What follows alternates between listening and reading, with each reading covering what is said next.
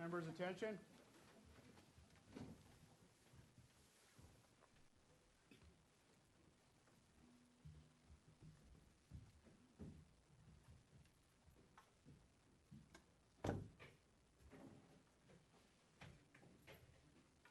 Thank you very much. Please. Thank you.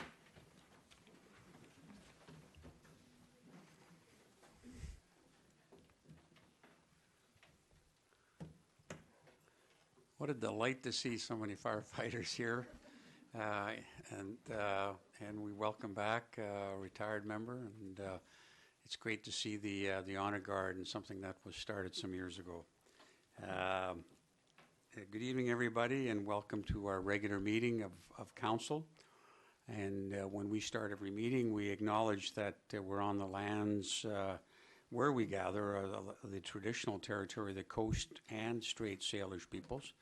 Specifically, we recognize the Lekwungen-speaking people, known today as the Songhees and Esquimalt nations, and their historic connections to these lands, which continue to this day.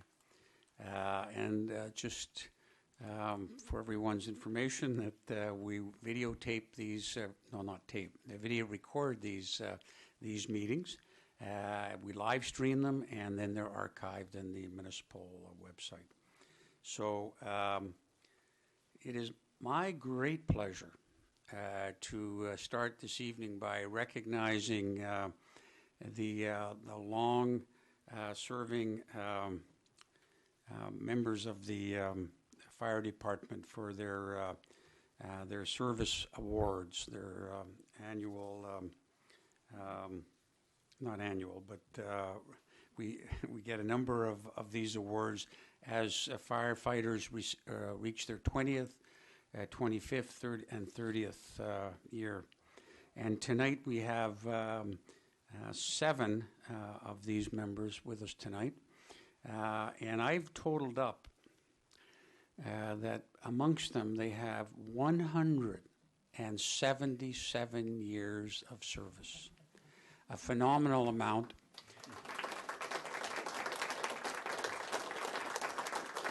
And it's more than just service. It's dedication. It's diligence. It's protecting our community. And for that, we're grateful. I'm going to read out some of these bios because I haven't memorized them all. But one of the things you'll see about these, the background of all of the members that we're going to recognize tonight, is their commitment. Commitment as firefighters, but also commitment to our community. Our community would not be what it is today without the dedication.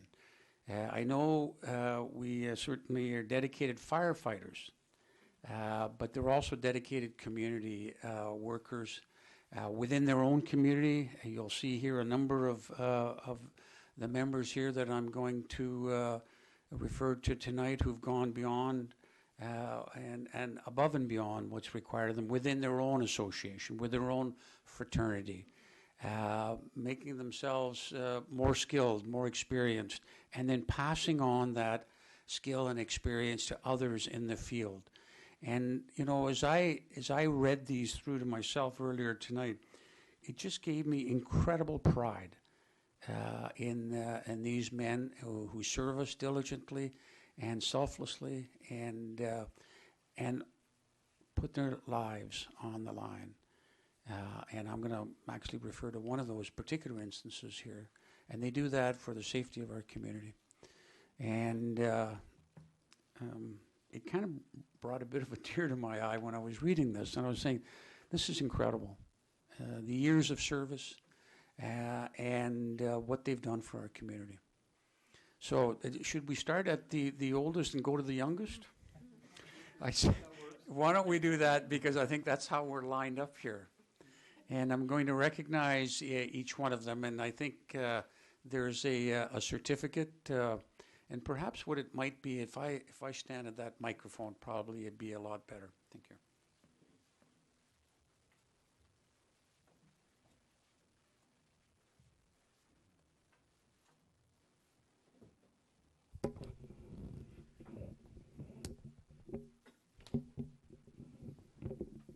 going to have to make sure we get the right certificates to the right member. I'll look after it. You know what he said? He said, he'll look after me. You know, that's what I've come to expect from our fire department. And at every turn, they're there to support us and there to support our community. So let's start with the chief himself, Dave Caulkel. He began his service in Oak Bay in 1987, promoted to lieutenant in 99, and then achieved the role of assistant chief in 2004. Deputy chief in 07, and chief in 2013. And he's one of the founding members of the British Columbia Earthquake Alliance and Shakeout BC. Not only a founding member, but a leading member of that organization. And certainly what he doesn't know about earthquakes has not yet been written. And he served with that organization for 7 years. Dave has been managing the emergency program since 2004. An extensive background volunteering, as many of us know in our community, through Kiwanis, the Kiwanis Pavilion, as the board and chair of that, vice chair of Rose Manor, the downtown facility, a director and past president of the club itself.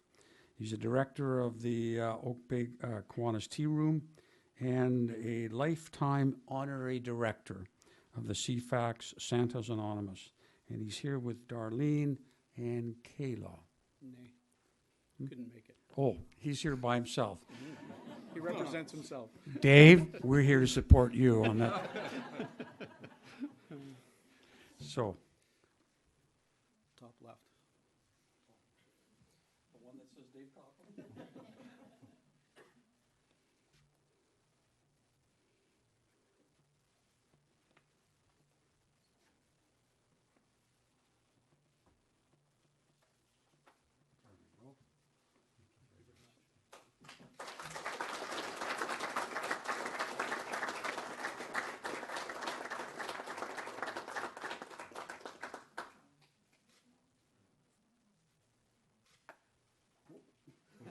That was good. Yeah. We closed the door on that one. Anyway, Dave, great career. Thank you very much. That's not all.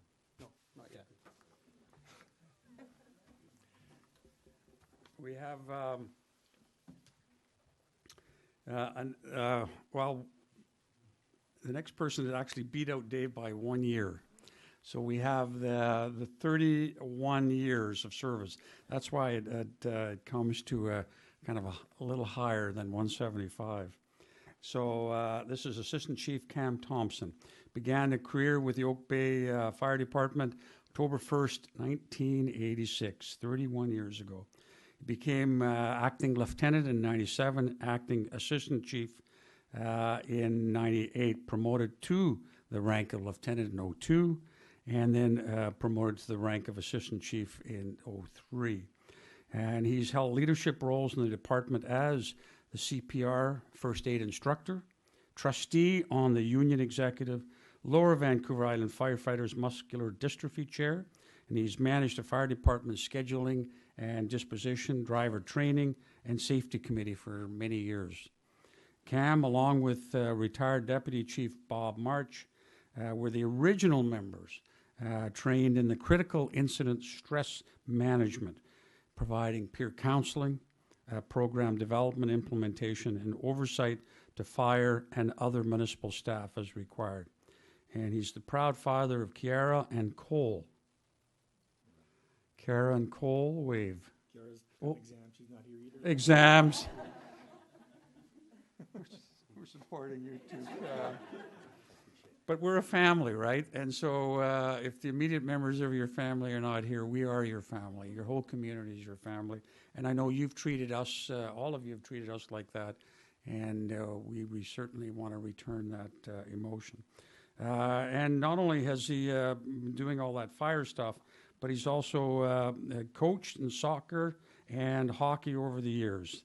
So congratulations, and thank you very much for your dedication.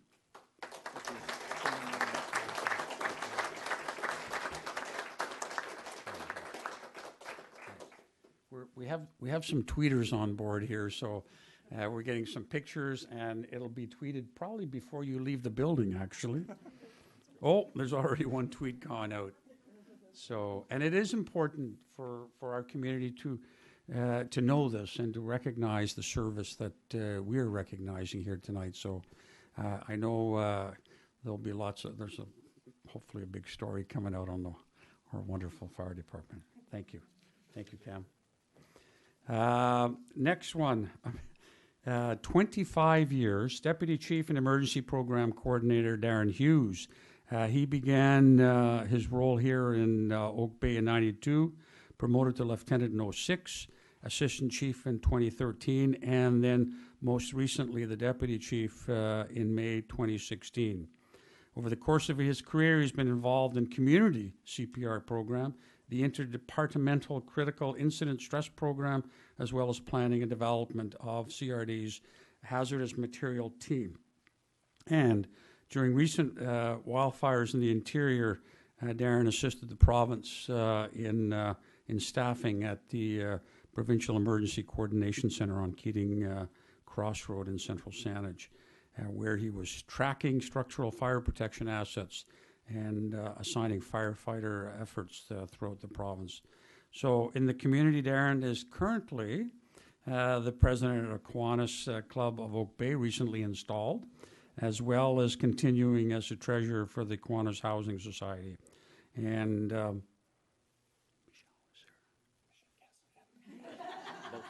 better check that first. He's supported here tonight by his wife Michelle and his son Adam. And if you could just wave, hi.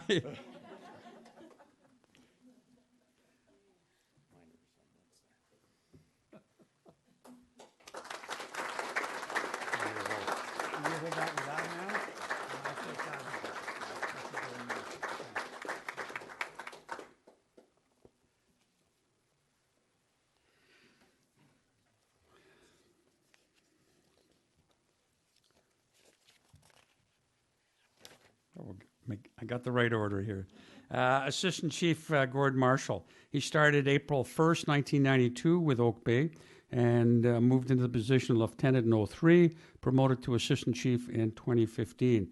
Highly involved in the CRD hazmat team that I've mentioned before, and along with Acting Chief Ross Kelly, who's at the back, and Deputy Chief Hughes and Lieutenant Popham. He was instrumental with that group in getting the team organized, the personnel training that it took, and making the team operational. He continues to play a role on the hazmat team and is one of the longest serving members on that team. Key role in the development and training for the auto extraction program. It's getting people out of their cars in a different way than getting them onto their bicycles.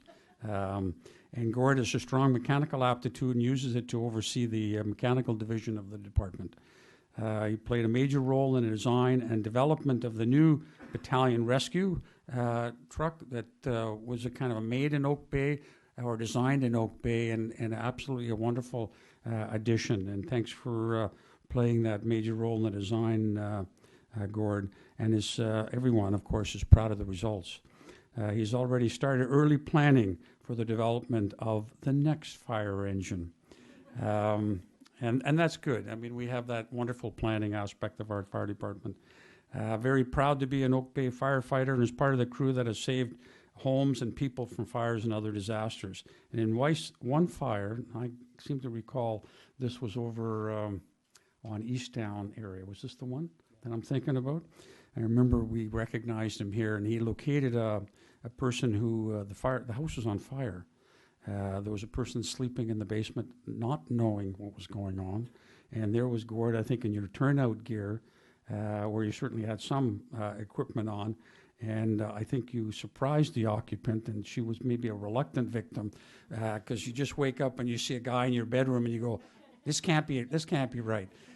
But through your efforts, you were able to save her and help her evacuate from the burning house. So I remember that moment very specifically, and how proud we were on the quick action of our firefighters saving the lives of the people who live there. So, and now.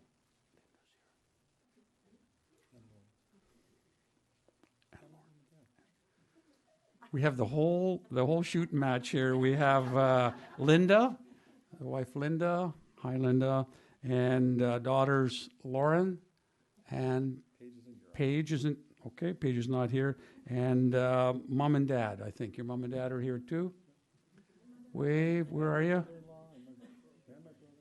What a proud moment for the family, and I know Gord spends a lot of time with this, helping his parents and families, and he's very mechanical, as I mentioned, and it says here it talks about his joy of working and serving Oak Bay and teamwork and the friendship he's provided. So thank you and congratulations.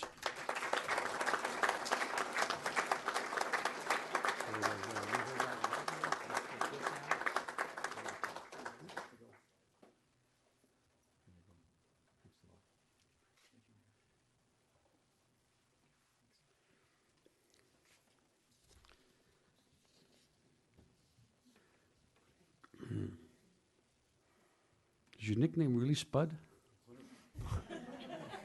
That's what the notes say. Just as well I checked. Lieutenant John Popham was hired as a firefighter initially as a probationer on October 15th, 1992. And I know John. He was born here and he was raised here, and he is really an Oak Bay guy. But his nickname is Spud. And that's apparently because he would pack a lunch almost all the time of baked potatoes. Is that correct? That's true. There you go. He throughout his career, he's Red Cross first aid instructor, many hours off duty volunteering to teach the public CPR. And for a better part of a decade, he worked as secretary and treasurer of the Oak Bay Firefighters Recreation Fund. He went on to become a trustee and also vice president of the Oak Bay Firefighters Association. Dedicated his off-time duty to be chair of the Muscular Dystrophy Committee, organizing events, raising funds, and awareness for people living with muscular dystrophy. He's also, as I mentioned earlier, a member of the CRD hazmat team, and he has been since it started. And he was chosen by his peer group as a platoon leader and later as a team coordinator. And he's very happy and proud of the great camaraderie that has been built amongst the group, the hazmat group, and others, and connecting with others throughout the CRD. He's very busy kiteboarding, mountain biking, and one-wheeling. We won't ask what that is, but it sounds dangerous. And he's looking forward to further international aid work coming up. And so, 25 years, congratulations. You can take the medal in this hand. There you go. No. Thanks very much. There you go. Thanks a lot. And thank you. Whoops, is your son here? Is your son here? My son's not here. No, my girlfriend Joelle's here. Oh, okay. Whoops. Let's get that straight. There we go. Way to go, John. Thanks a lot.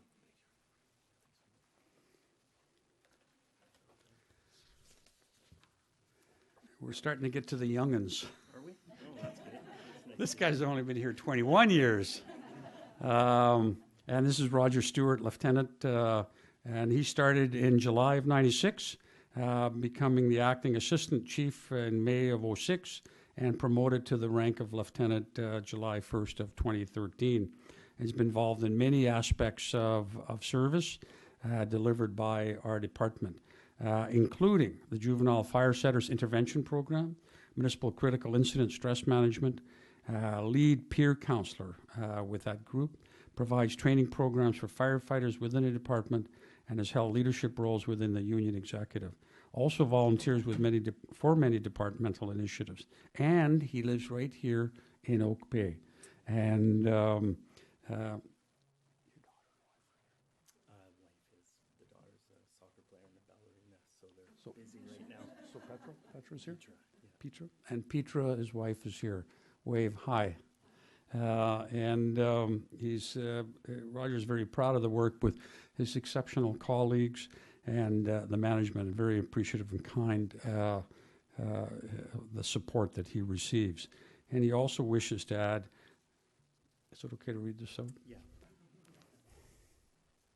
All right. And he would like to thank current and past mayors and councils for providing exceptional leadership and guidance to the fire department throughout his career. And we're very proud of you too. Thank you. And we're going to get this one here. Put that in this hand. And also this hand. There you go. Thank you, Mayor Roger.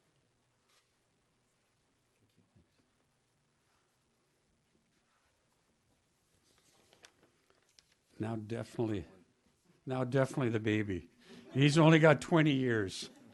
Roger beat you by that 1 year. This is Chris Malinowski. He started in May of '97, but you say, well, that doesn't work out. That works out to 20 years, but that was with View Royal.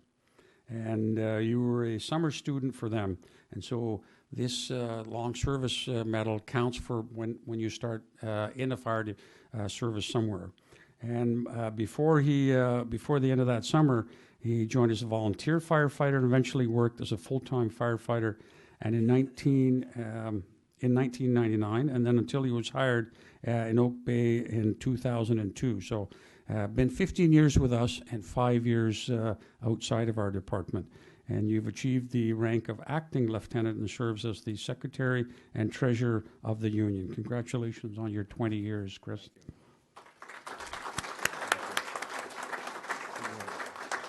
Look at that. So you get that one, and you get this one, and then I'll shake your hand. Thanks. Thank you to everybody. It's it's a great honor for me to be a mayor in a community where we have such wonderful, dedicated staff, and we know we can sleep safe at night, knowing that they're there for us. I know my own personal experience. There was a number of years ago. There was a fire across the street from me. A very unfortunate situation where the garage caught on fire. And if the fire department hadn't been there in the short time that they got there, the house would have gone up and the people in it. And I thank my lucky stars that you were there and you were there for them and you saved them. And I know you want to continue to do that, and you're so dedicated that makes me so proud. So thank you, Chief, and to all of your crew. Thank you.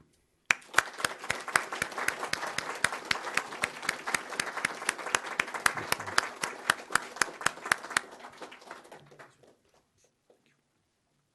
Thank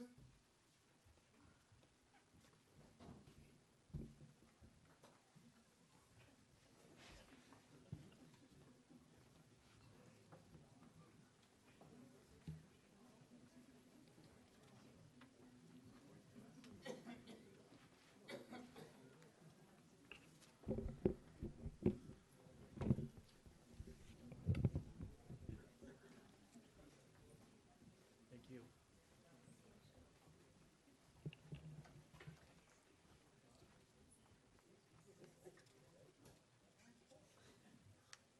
Thank you very much.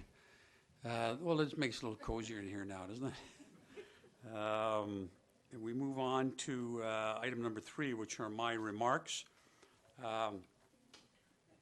We haven't had a meeting in some time, and one of the reasons we haven't is that all of council attended the Union British Columbia Municipalities, which is the gathering of mayors and councillors from across British Columbia. We had an opportunity to meet with, I had an opportunity to meet with the minister regarding a police issue, and all of council had an opportunity to meet with the Minister of the Environment. We're going to come back under new business, and we're going to go around the table and just talk about our experiences and the kind of things we learned. I'm going to highlight the things that happen at the Mayor's Caucus, which also happens at the same time. And I'll also highlight what we learned in terms of marijuana issues that are coming our way. So a few other announcements. The first one is the great work of our Public Works Department. You will soon see, I think probably coming up in the Oak Bay News and available online, a new process for leaf collection. It brings greater certainty and makes it clear that certain parts of our community will have collection on certain dates, and there'll be a second collection. And so this is a map that's now available on the counter at the front office there. And you'll see, for instance, if you live north of Lansdowne Slope, you're in the pink region, and leaf collection is expected to take place, for instance, then November 8th to 17th, and then again from December 6th to the 19th. So this creates a little certainty, and certainly I know over the years I've had a call, so when are my leaves getting picked up? Now you'll have an approximate time, and so you know when to put your leaves out. So I thank our staff for putting that together. I know Mr. Horan was the lead in his department, was the lead in this, and it's a real step forward. So I know you didn't do it all by yourself, Mr. Horan. I know you had Mr. Brozak, who is the superintendent of Public Works, assist you very ably, and please pass our thanks on to him and to others. So, University of Victoria is the next topic. I got some news and then some good news. The news that I have from Victoria is we recently got their grant in lieu. Their grant in lieu is, because they're a provincial property, they do not pay taxes. Instead, we get a grant in lieu. Last year, that grant in lieu was $56,000. And I'm disappointed to hear this year that the grant in lieu has gone down to $50,000. It's been constantly happening over the years. The grant is nowhere near what the services that we provide would cover. And we've had some estimates that we provide $250,000, very approximate, of service to the university, and for that we get $50,000. It's not a fair assessment. It should be based on their assessed value, and if it was, we would be the recipients of millions of dollars. That's how much we forego in income as a result of having the university in our midst. We're very grateful for the university, but it does come a time when I think we need to see certainly a recognition of the extent of the services that we provide. We get $50,000. The District of Saanich gets $152,000 for the services that they provide. So there's a disparity on a number of different levels. I think last year when it was $56,000, I think Councillor Braithwaite pointed out that there's some houses in Oak Bay that pay more taxes than the whole university. And I draw the analogy to the federal government. If you have a federal government installation in your community, they don't pay taxes either. But the federal government pays a grant in lieu, which is connected to the assessed value. Take, for instance, Esquimalt. This year they will be getting, or 2018, they'll be getting $12 million for the assessed value grant that they're receiving from the federal government. We receive $50,000. And I've asked our Chief Administrative Officer, Ms. Koning, to set up a meeting with the university administration, following which I will ask to have a meeting with the minister in charge of higher education. What's it called? Advanced education, who's in charge of the universities. So I think it is time that that be reevaluated, and particularly in light of the the services that we provide to the university. So there was more news about University of Victoria, and that was good news. This coming up is good news. And I recently received a report from about our Centennial Scholarships, which were set up by Saanich and Oak Bay. We had the same year, 2006 was their 100th anniversary. And this year, the total disbursements they're looking at out of the scholarship fund is $1,800. So that scholarship seems to be doing well and building every year. So we're grateful for that. We're grateful for the university administering that. Now, a few other reports.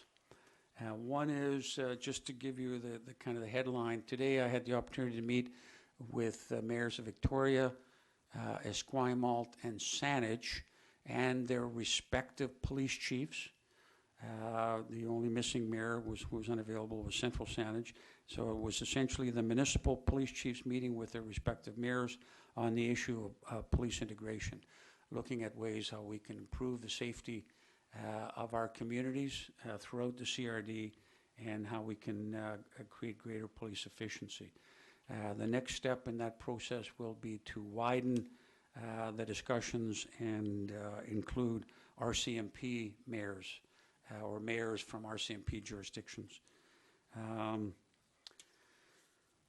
So the next item, and I should mention the police services, the division was there representing the provincial government, and they're there providing support.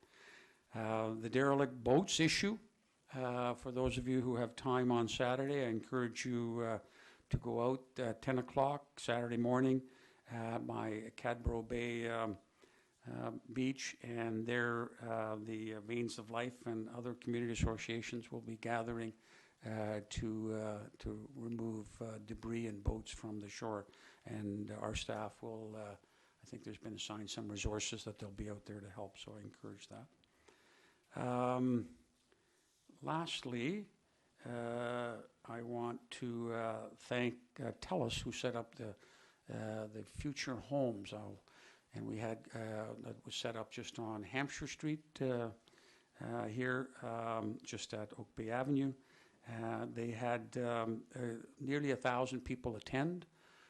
Wonderful display of what our life in the future is going to be. They reached also something called REACH. A reach of that is 414,000, and that apparently is the number of publication viewerships and posts regarding that. So I want to thank them. But we did have, and I said I would mention this on behalf of a resident who lived on Hampshire. He wanted to express his sincere displeasure at the inconvenience of having the street blocked off for certain hours of the day. And the disruption the setup created. So I was in touch with him and explained a number of things to him, including that this was an initiative of the Business Improvement Association. TELUS had been very generous in announcing, unbeknownst to all of us, at least to me, that they were making donations to the Kiwanis Alzheimer Pavilion. So there certainly was a community benefit there. I did have one other resident of Hampshire contact me, and he wanted to know, could we permanently close that street so there's no traffic up and down Hampshire Road? I think I called it street. So there was two views on the closing of that street. And I will save, I have more information on UBCM, which we'll save for when we go to under new business. We'll have reports from councillors on that issue. So next is public participation period. Is there anyone here who wants to step up to public participation period? Okay. We see one person coming forward. Just a minute. I just wanted, and then I'm going to go through it. And I'm going to invite you to come forward in a minute. So what we're going to ask you to do is you come forward, state your name and in your municipality of residence, and the topic that your remarks are going to address. There's also a form on the lectern which we'd ask you to fill out, again, just so we have the spelling of your name and the municipality. You have 3 minutes to make your remarks and address all your remarks to me. And a reminder, you will be live streamed, and that stream will be, that recording will be archived. So when I say the words welcome, then I will start a 3-minute clock, which has a charming bells at the end, so you'll know when your 3 minutes is up. When you hear those sounds, I'm just trying to get them up here with my iPhone. There we go. When you hear those, I'd ask you just to complete your thoughts at that point. So, your name, please. And we know who you are, but for the record. Sunny Lane in Oak Bay. And on behalf of Okay, I'm just going to ask you, I haven't started your time yet. I'm going to ask you to move closer to the Oh, yes. microphone because the people at home will not be able to hear you unless you're speaking to the microphone. So move as close as you can to it. That's good. And welcome. Well, thank you.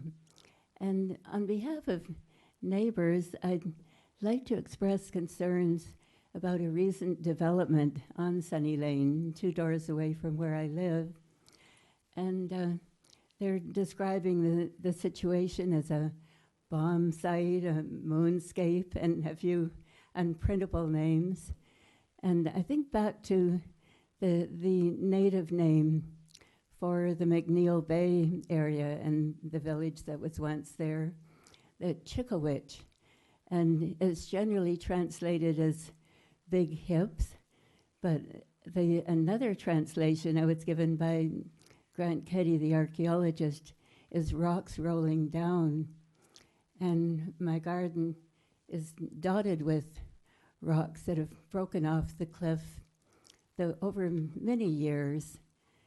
And I recall when my husband and I were volunteers with the earthquake preparedness, the opening remarks at a meeting we attended was, "Thank goodness Oak Bay doesn't have any cliffs."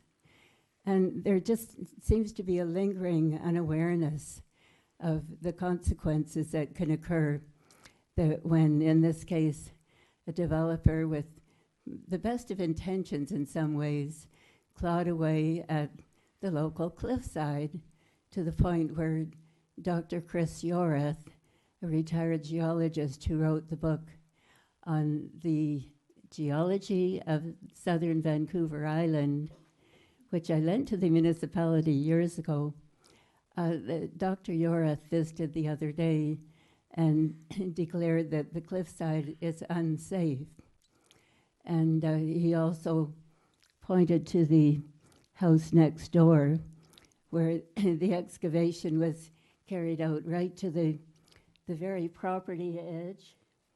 And now the stairway and deck that for some reason decades ago were built to the property edge in days when people weren't too sure of the edges of their borders. It's now lingering over a precipice, and as Dr. Yorath commented, it's unstabilized, and he feels that the house itself is threatened as far as its stability is concerned. And I'd like to request that Council ask 3 questions of staff, whether it's possible to frame a bylaw that would prohibit excavating to the very border of a residential property. And, well, perhaps you'd like to ask that question, or should I finish with my 3 questions? Oh, could I be quick and finish the other 2? Yes, thank you. Sorry. And then wrap it up at that point, please. Thank you. Also, if the urban forest strategy could be put into effect so that we stop this trend towards bare earth development, removing trees that retain moisture and stabilize hillsides and cliff sides. And also, what was the third one?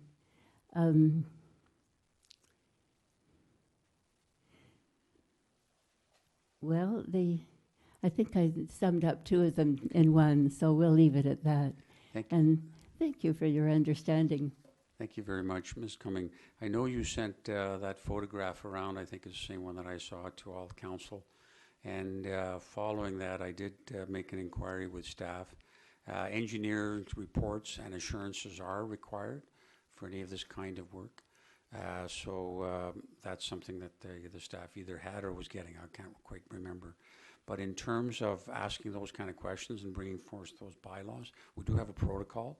So any councillor is entitled to make a notice of motion and setting out what some of these issues that you've raised here tonight, and making an inquiry as to changing the bylaw in accordance with there. Then we have that discussion at council pursuant to a notice of motion, and we carry on from there. But it is a protocol to ensure that we proceed with an orderly amount of business, and at the same time we realize that we've got a limited number of staff resources, and so we need to know from staff. First of all, council has to decide, is this a good idea to move forward? And if so, we have to hear from our staff as to what impact going down this road would have in terms of our resources. What other things can't we do as a result of this? So that is the right of any councillor to bring a notice of motion. So you might see something of that in the future, okay? And speaking of good ideas moving forward, one of them is the urban forest strategy. And Thank you. surely that we can avoid just destroying trees and vegetation that are so much a part of our gardens and our landscape in Oak Bay. Okay, thank you very Thank much. you. Thanks, Ms. Cummings. Anybody else wish to come forward with two other people? Come on. I hadn't mentioned, but we have, overall there's 20 minutes that we allow for this. Thank you.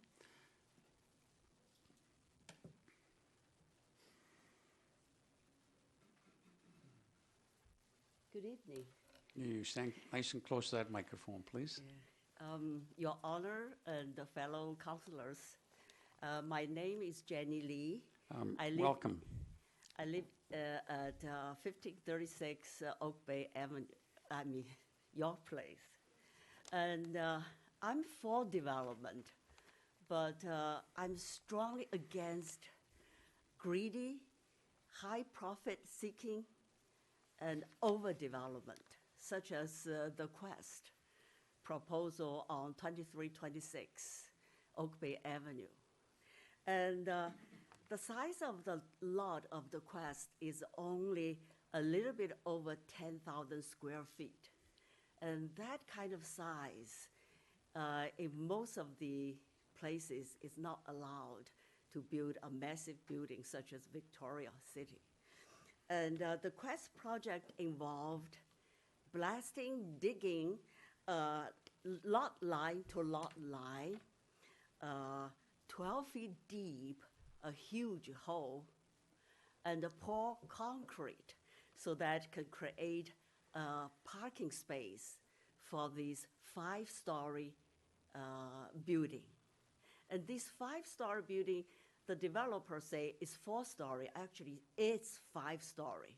And the 5-story building has 14 luxury condos. And these luxury condos is absolutely not affordable for the public. And so the large company bought this one house lot with $900,000.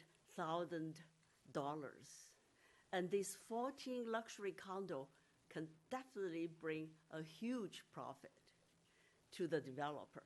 So just imagine the other developers' reactions seeing the huge profit. And in recent letter of Mayor Jensen, who pointed out that it was the culture and the lifestyle of Oak Bay that draw more and more people who love to live here. So as a resident, we really love the character of Oak Bay. We want to keep the character of Oak Bay. So in this way, we all strongly believe our mayor and fellow councillors will fight together with us to stop the overdevelopment and stop the developers, the greedy developers, to take over our beautiful Oak Bay. Thank you. Thank you very much, Ms. Lee, and I think that issue is coming to council in November. I think is the current schedule for. Council has not had the quest before it, the current proposal before it yet. So, okay, thank you very much, Ms. Patterson.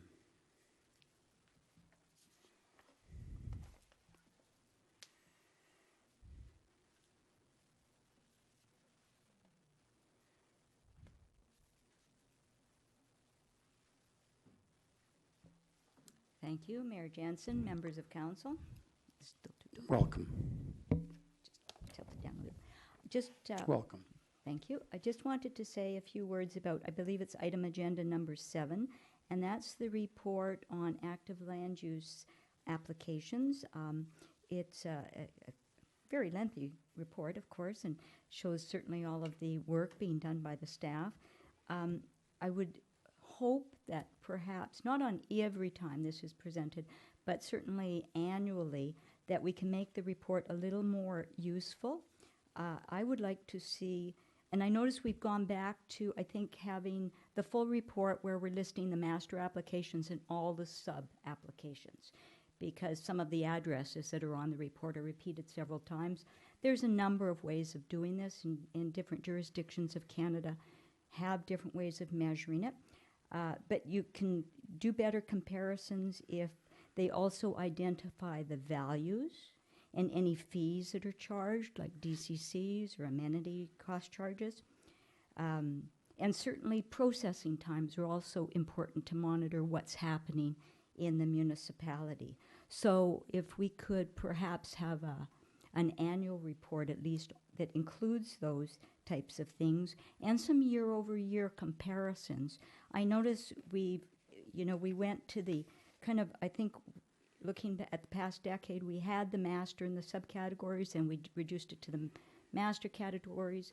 But if you look at the total dollar value, the range has not changed significantly. So that's perhaps a useful thing to have in the comparison report, because I'd like to be able to also compare the Ministry of Municipal Affairs and Housing always puts out development cost charges and building permits for all of the municipalities in BC. So I'd like to be able to reference it back to at least the members of the CRD and be able to benchmark what's happening in Oak Bay against what's happening in the other municipalities. So I think we have a good start on the report, and I'm hoping that we can broaden some of the information to make it a really useful report. Thank you. Thank you very much, Ms. Patterson. And I know over the years we're keen to provide information and data in digestible ways. That you may have recalled 8 years ago when we started, well, maybe longer ago than that, we started our annual report, and it was indigestible. I think you'll agree that this year, in the last couple of years, it's been much more accessible. And I think and staff is trying to move in that direction in many areas. So I think they've heard what kind of data might be useful. So thank you very much for bringing that to our attention. Appreciate that. All right. So anyone else wishes to come forward? Anyone else? Anyone else? Okay. Thank you very much for the 3 people who came forward. And he's not coming forward, no, to speak at the microphone. They're just setting up for the next group. And the next group, while this is being set up, is from the CRD. And we welcome the Chief Administrative Officer, Robert Lapham, who's here. And with him is Kristen Morley, Manager of Bylaws and Contracts, also coming forward. And Mr. Chan, who's the Chief Financial Officer from the CRD. There's a presentation. My understanding is that this is a presentation similar to the one that other communities are having, except it's kind of focused on us in this case here. And once we've had the presentation, I'm going to entertain questions put to our guests.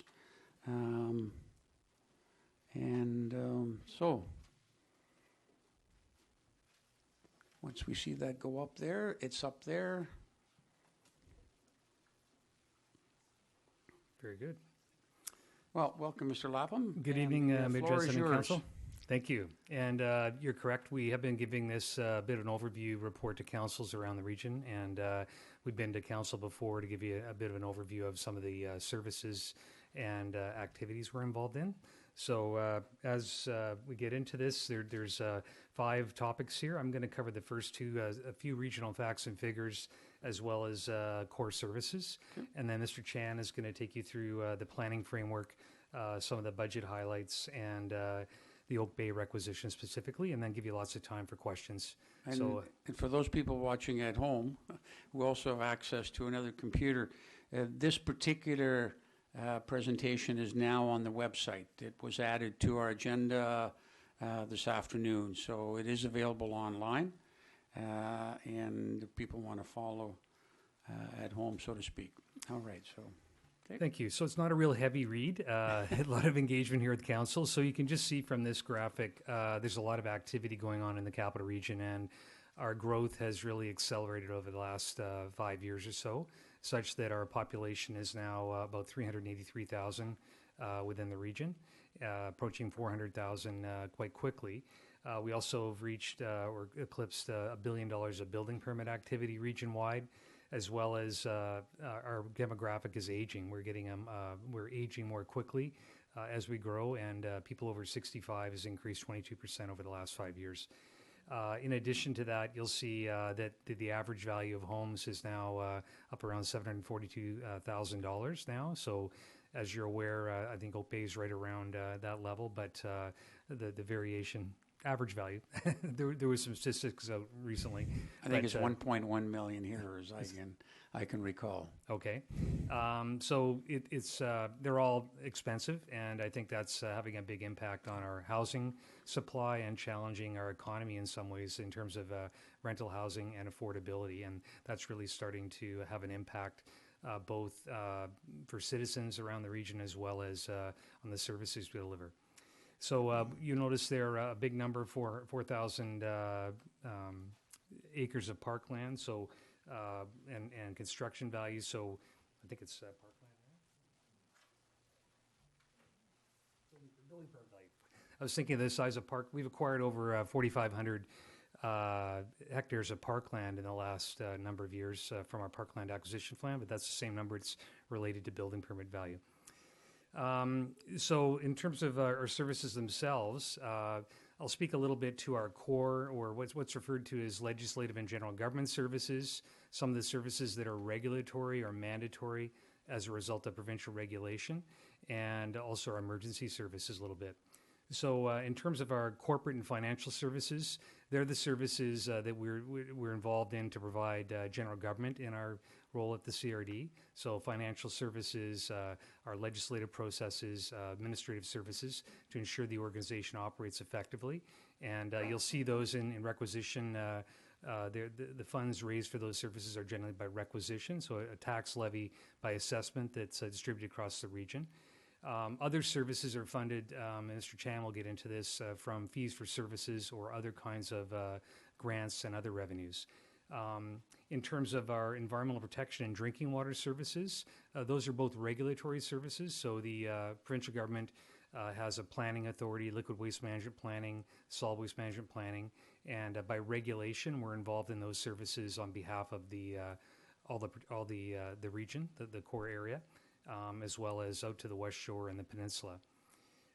As the mayor will know, he served as a Water Commission chair for many years. Our drinking water program involves a regional water supply, as well as we actually are the distributor of water for the West Shore and the Wandafuka Commission. And then we have a number of other commissions across the Southern Gulf Islands and Salt Spring Island. So it's a very broad mandate involving not only water supply, but water quality, as well as distribution in those areas.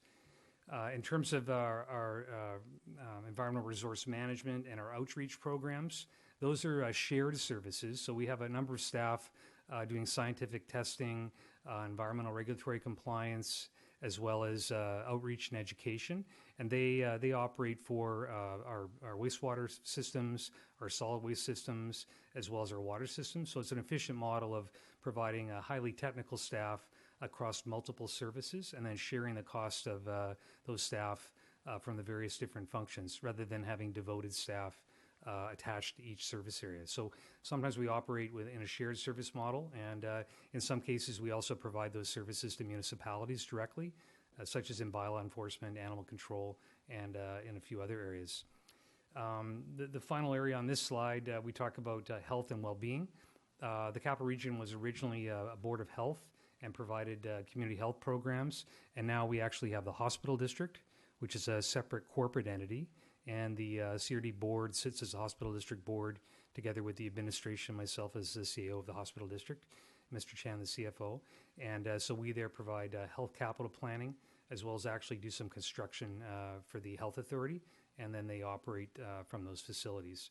And so the other component on the health side is our health bylaws and health regulation, like originally the smoking bylaw, tattoo, tanning, those kinds of services that relate to health regulation.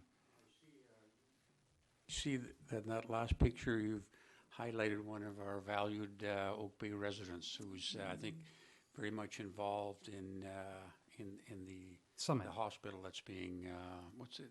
Residential care facility being built on Hillside. It's a very Hillside large facility. building, about 500,000 square feet, and that's where we're constructing that building, and it'll take residents from Oak Bay Lodge eventually, allowing us to look forward on the Oak Bay Lodge redevelopment.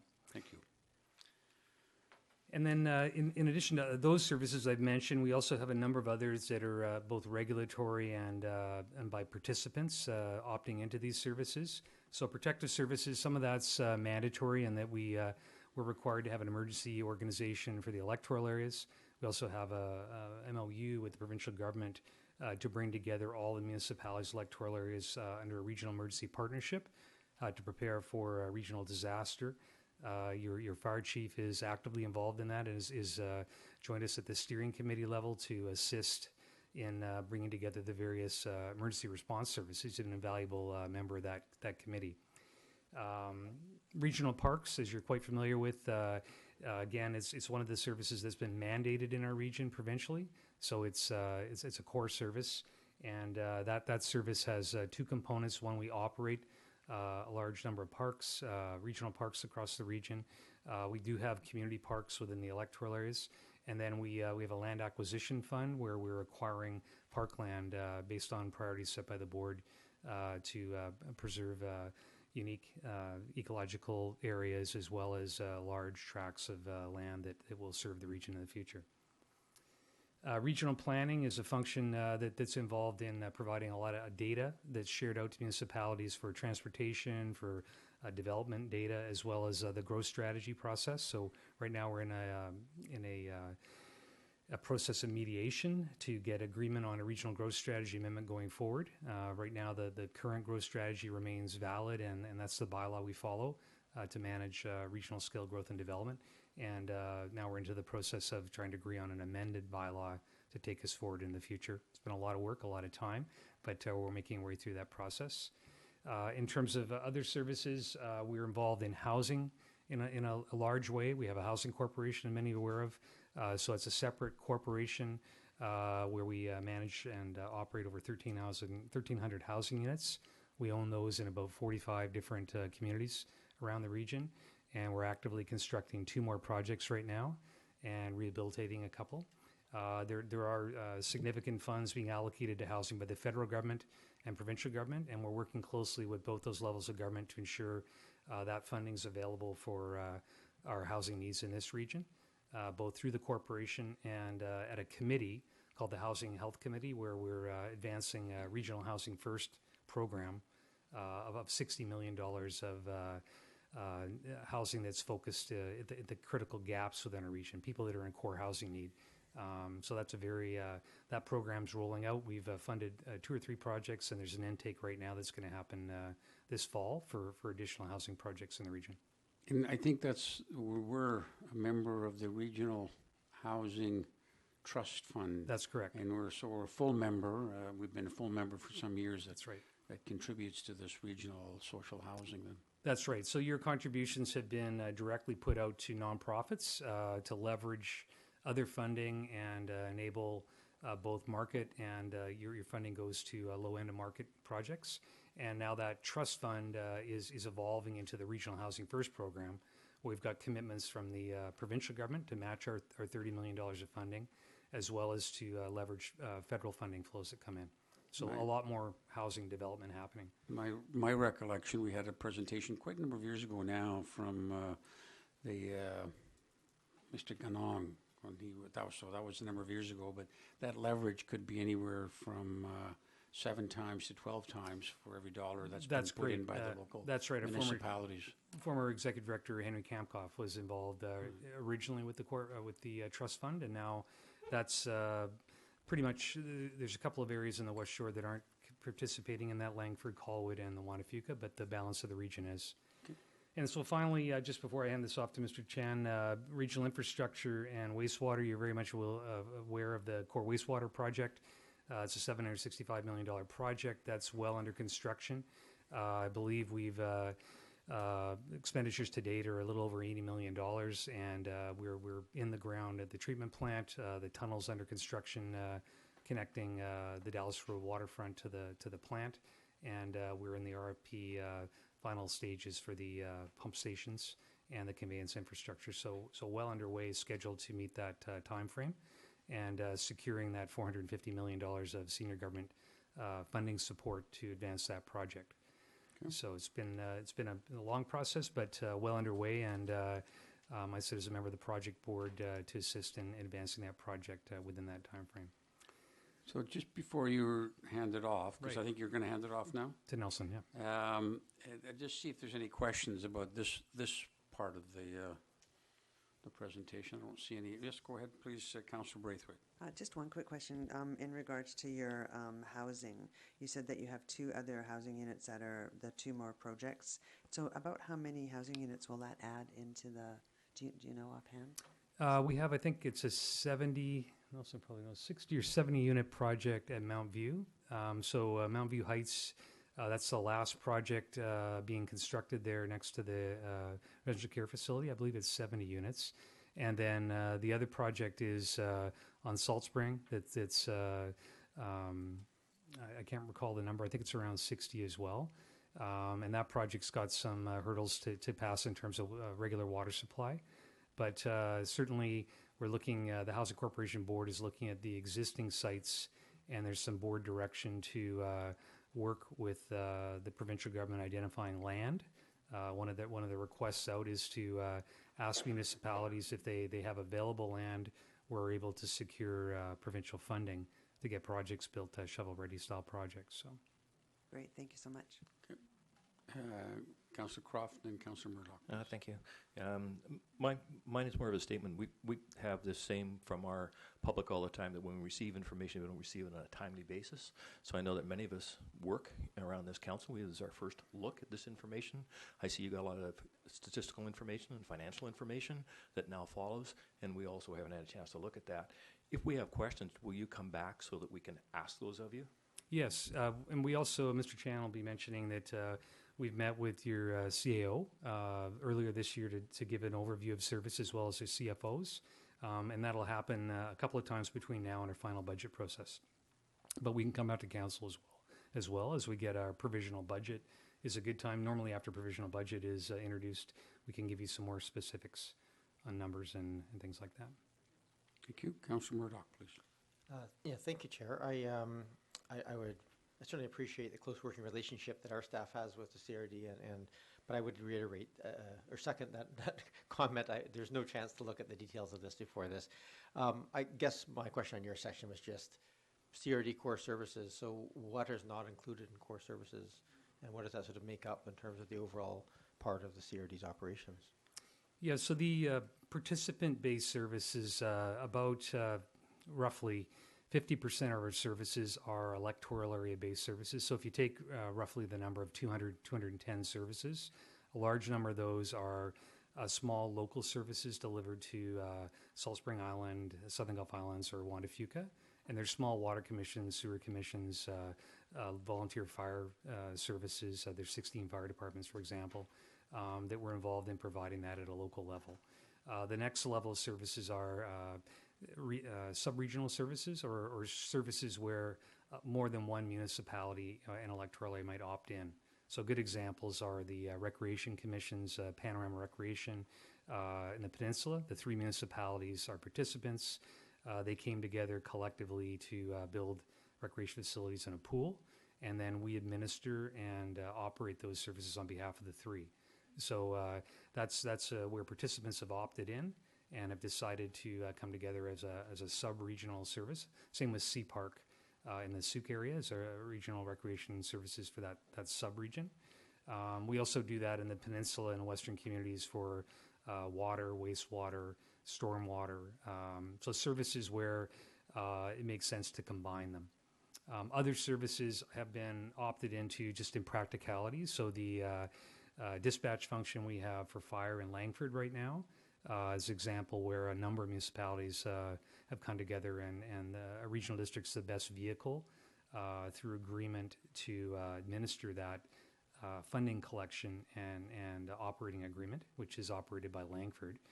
Similarly with the new police dispatch facility, all the police departments have come together as considered by their police boards to share in police dispatch, which allows us to build a building, use our 911 revenue stream as well as service authority there to combine it, build the building, and allow ECOM, in that case, to operate that facility by contract. So you'll find a lot of the CRD services are a mix of different participants with only those participants paying and sharing in that service, and then oftentimes contracted services involved. Just because we have the service doesn't mean we operate it directly. We may contract, and we do a lot of contracting, a surprising amount in our operations to make it the most efficient and effective arrangement on behalf of those participants.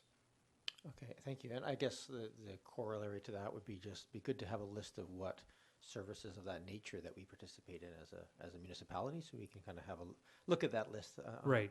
probably on an annual basis or Yeah, we whatever that is. publish what's referred to as CRD on a page, which has a big, long list of every service with With every the municipal, municipality showing the opt-in. Mr. Chan can speak a bit to that, but Very good. it's something we usually deliver in conjunction with our provisional budget, and then we bring that out. That's something often council will have a look at. Thank you. And I circulated our single page last year or the year before, I think, I can't remember. So, yep. Right. Yeah, that's what all the services we have. Councillor Zelka, please. Thank you very much, and thank you for your presentation. It's always good to hear what's happening in the wider region. I wanted to ask in particular about regional planning and regional infrastructure with respect to rapid transit. We've got this wonderful rail line. Does this year, and we have a new provincial government, and I imagine as part of that planning process and talks of BC Transit and those sort of things, in particular with respect to trying to offload some pressure off of our inadequate provincial highways, is there any activity from a strategic perspective that the CRD will be involved with respect to getting the rail line working, please? Yeah, there's definitely a lot of activity. So it's just happening at many levels. I know mayors are meeting as a collective from time to time. The CRD board has directed us to come back with a service proposal. There's a municipal representation electoral area at the Regional Transit Commission, but it is a fractured setup in terms of many authorities involved in transportation in the region.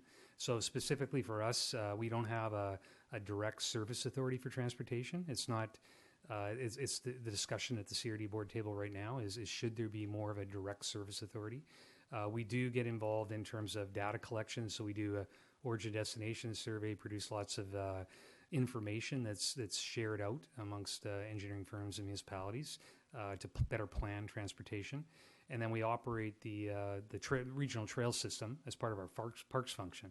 So we have a tenure over the ENN corridor, and we built the ENN trail as well as the Galloping Goose and so forth, which are contributing to transportation. But I think the current initiative now is to, and it was we did meet with the minister at UBCM to talk about options and ways forward, and I think everybody would look towards a better and more refined approach to dealing with transportation regionally. Quick follow-up. Maybe you can go back just to build on that a little bit. There was a number of years ago, there was a move towards a single transportation authority. Right. And just tell us a little bit about that history and where we are now in terms of with this new government. Yes, we did a lot of work 5 or 6 years ago, and we actually had a board mandate and a unanimous support to ask the province to create a transportation function and assume integrated transportation service for the region. And at the time, the province struck an independent panel to review transit because transit was one of the considerations there in terms of the planning side of transit, not so much the operating, but the planning for transit.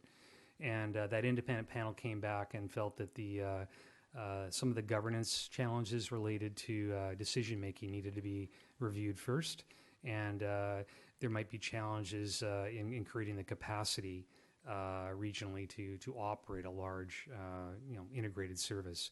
And I think our board's position was we felt we were ready, although the governance challenges with that, partly because of the way the Transit Commission is created. It's appointed by the provincial government as is representation on the transit board. So I know mayors and the board are discussing that right now.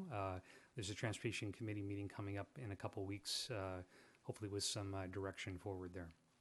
And just to add to that, there's one seat on the Transit Commission that's shared by Oak Bay and Esquimalt. And in past years it's been rotated, but there hasn't been much rotation of that. Certainly since I became mayor. I know Christopher Costin, our former mayor, sat on that for a while. So right now we're not part of that, and unless it rotates. So there is an expectation that there's frequent rotation, and we'll have to wait and see in the next few months whether or not that tradition, we return to that. So. And with the funding allocations from the federal government towards transit being a big priority, I think it's a timely to really look at how our funds are being allocated provincially and federally, and that we get the necessary investments while we can. Yeah, and as Mr. Lapham said, there is a move to ask staff to re-examine that whole transportation authority again. So. It's not 100% around the table. There's some resistance, but we'll see when it does come back what the debate's going to be like. But I don't know when do you know when that's? I think it's on October 26th or 8th. I can't recall the at the fourth Wednesday. At the subcommittee. At the transportation subcommittee level. Yeah. Okay. Final follow-up? Yep. Just I failed to mention the context. One way of dealing with affordable housing, of course, is to build everywhere. Another way is to bring in excellent rapid transit. So we have lots of people who work here who cannot afford to live here. And if CRD or regional government or the provincial government would help us in that effect, it would help actually everyone. And I think could be maybe a faster way of achieving and dealing with the affordable housing issue. Thank you. Definitely, and it's an integrated issue, and I know I sit on the UBCM task force on housing, and that's been identified as one of the critical elements in terms of the total cost related to where people live and how they get around, and how transportation factors into that. Good. Any other questions? If not, I guess Mr. Chan's up next. Right. Thank you. So happy to be here tonight, and I'll just continue and build on a little bit about what Mr. Lapham had spoken to earlier. The next slide here is what we lovingly refer to as the pyramid at the Capital Regional District. It's plastered all over our annual report and our website and so on that describes our planning process at the Capital Regional District. It's built on a pyramid basis where we start with strategic board priorities. This is done on a 4-year cycle with the new board that's elected. And that's a 4-year window around key strategic direction for the organization. It's supported with a corporate plan as well around key corporate priorities to manage service delivery. Then through annual iterative processes, we develop service plans by individual service. And these are basically your work plans that align or build up and support and underpin both the corporate plan and the strategic plan. The service plans were brought to Finance Committee actually just last week. So some very, very healthy discussion on service plan and service delivery and service levels to go forward in the upcoming year, 2018, for the Capital Regional District.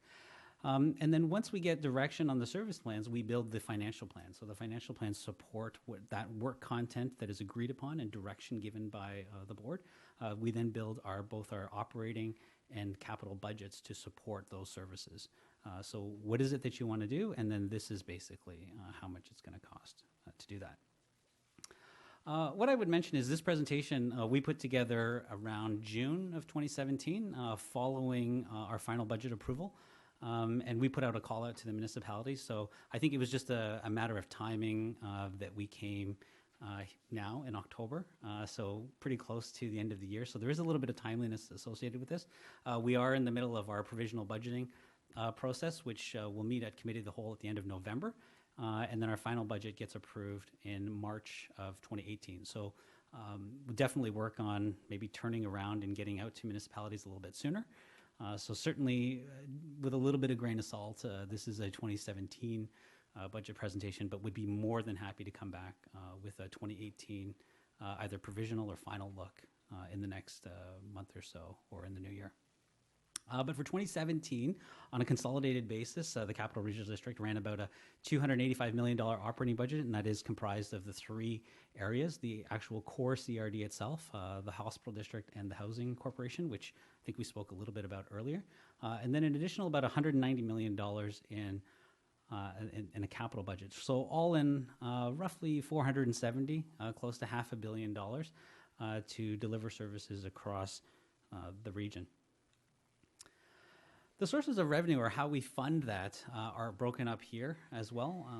This is a nice sort of slide I like from an operating perspective to fund the CRD portion, and we're just sort of sectioning that part off. But to fund specifically the CRD portion, or that $238 million, one of the highlights that we want to throw in there is really a little bit more than 45%, 46% is really through the sale of services, whereas just over a quarter, or 26%, is funded through requisition. So from a straight taxation perspective, a relatively small amount in terms of a diversification of revenue that supports our operating side of the house. From a capital perspective, also, what I would highlight is we do fund a significant portion of our capital budget through grants. So roughly about 20% of that through grants, which we're pretty happy about. And, certainly we fund a portion of that also through our operating budget, and try not to finance as much as we can and manage our debt servicing costs that way. Specifically on an Oak Bay perspective, trying to keep this pretty high level. There are some much more detailed slides in the backup, but certainly from an Oak Bay specific municipal requisition perspective, the CRD requisition's a little bit more than $5 million from Oak Bay, about $5.4 million, and that's split up between the Capital Regional District itself. There is a portion associated with municipal debts, so the CRD borrows through MFA on behalf of Oak Bay, and that's a flow-through cost for us. So a small portion in there for municipal debt, and then roughly $2 million or so for the Capital Regional Hospital District. And that's broken out by percentages in both on a cost per household basis. Bob had mentioned a little bit earlier about the CRD on a page. That is a rather large, ominous spreadsheet, which we also love, or at least I do, which details all 200 services and then all municipalities. We also we do push that out. I have electronic copies of that I can certainly send out, perhaps tomorrow, so you can have a look at the 2017 version, and you can see all of the services in which Oak Bay participates in, if that's. Yep, I think that's helpful. something your predecessor, Diane Loken, came here one time and gave us all hard copies. That was a number of years ago, just before you took over. And Sure. So, and that was part of the CRD presentation also. Absolutely. Happy to send that electronically and save a tree or two. I'm just going to take a pause right there. I do have a number of backup slides depending on if there were questions that specifically Council wanted to direct. I understand there may have been some questions or further insight that we might want to dive down in terms of specific services or I'll just sort of leave it at that. And Okay. if there's Okay. any questions, I can answer. Let me start off with sewage treatment's always a good one. And I know at the CRD board, the estimate was that sewage treatment would be costing the average householder here $344, if I'm not mistaken, was the amount over the period.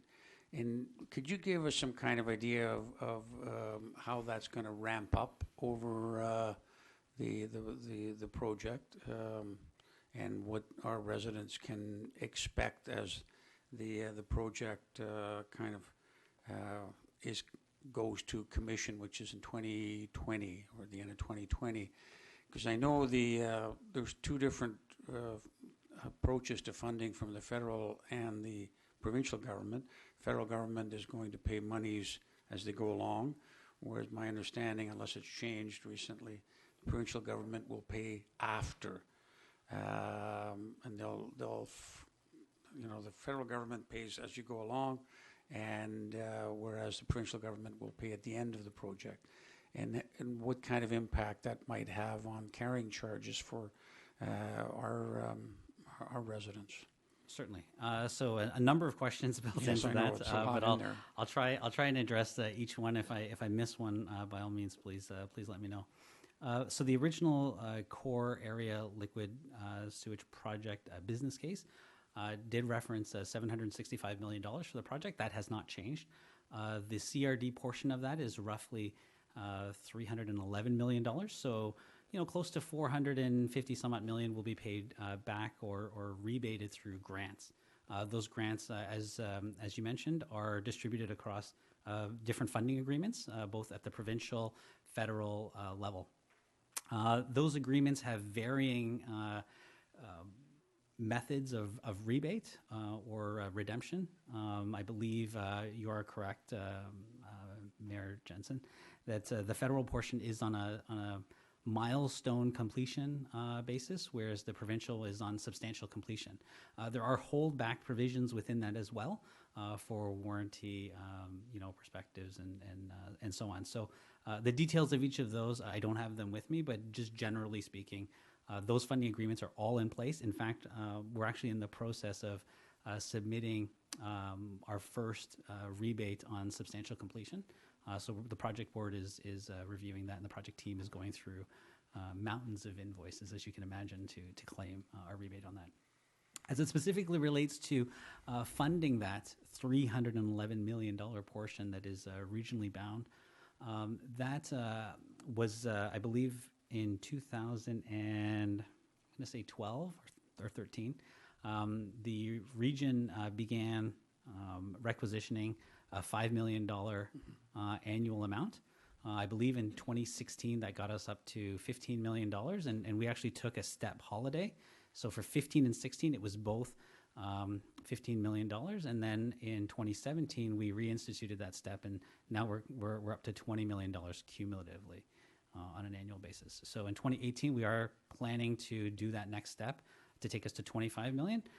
With the idea that by the time the plant is operational at the end of 2020, we'll be at an equivalent annual requisition to the operating cost and debt servicing cost for that plant, and wouldn't expect an additional requisition impact for operating the sewage plant post-completion. Okay, that's the question I often get, is where all of a sudden in 2020 will the whole debt or the whole cost come due and then downloaded onto us? But it's a gradient as you walk through, so there's not going to be a shock at the end. But overall, it'll cost approximately, I think the figure was $344 that you provided. Yeah. If I provided it, I would say that's correct. Yeah. I don't recall off the top of my head. And that's Yes. that's been on the table for some time, for some years. So, Yes. well, thank you for clarifying that. Questions? Because I have another one about that we'll come back to. Okay, Councillor Braithwaite, please. I'm not sure if this is appropriate, but I'm looking at your, I think 2 slides, yes.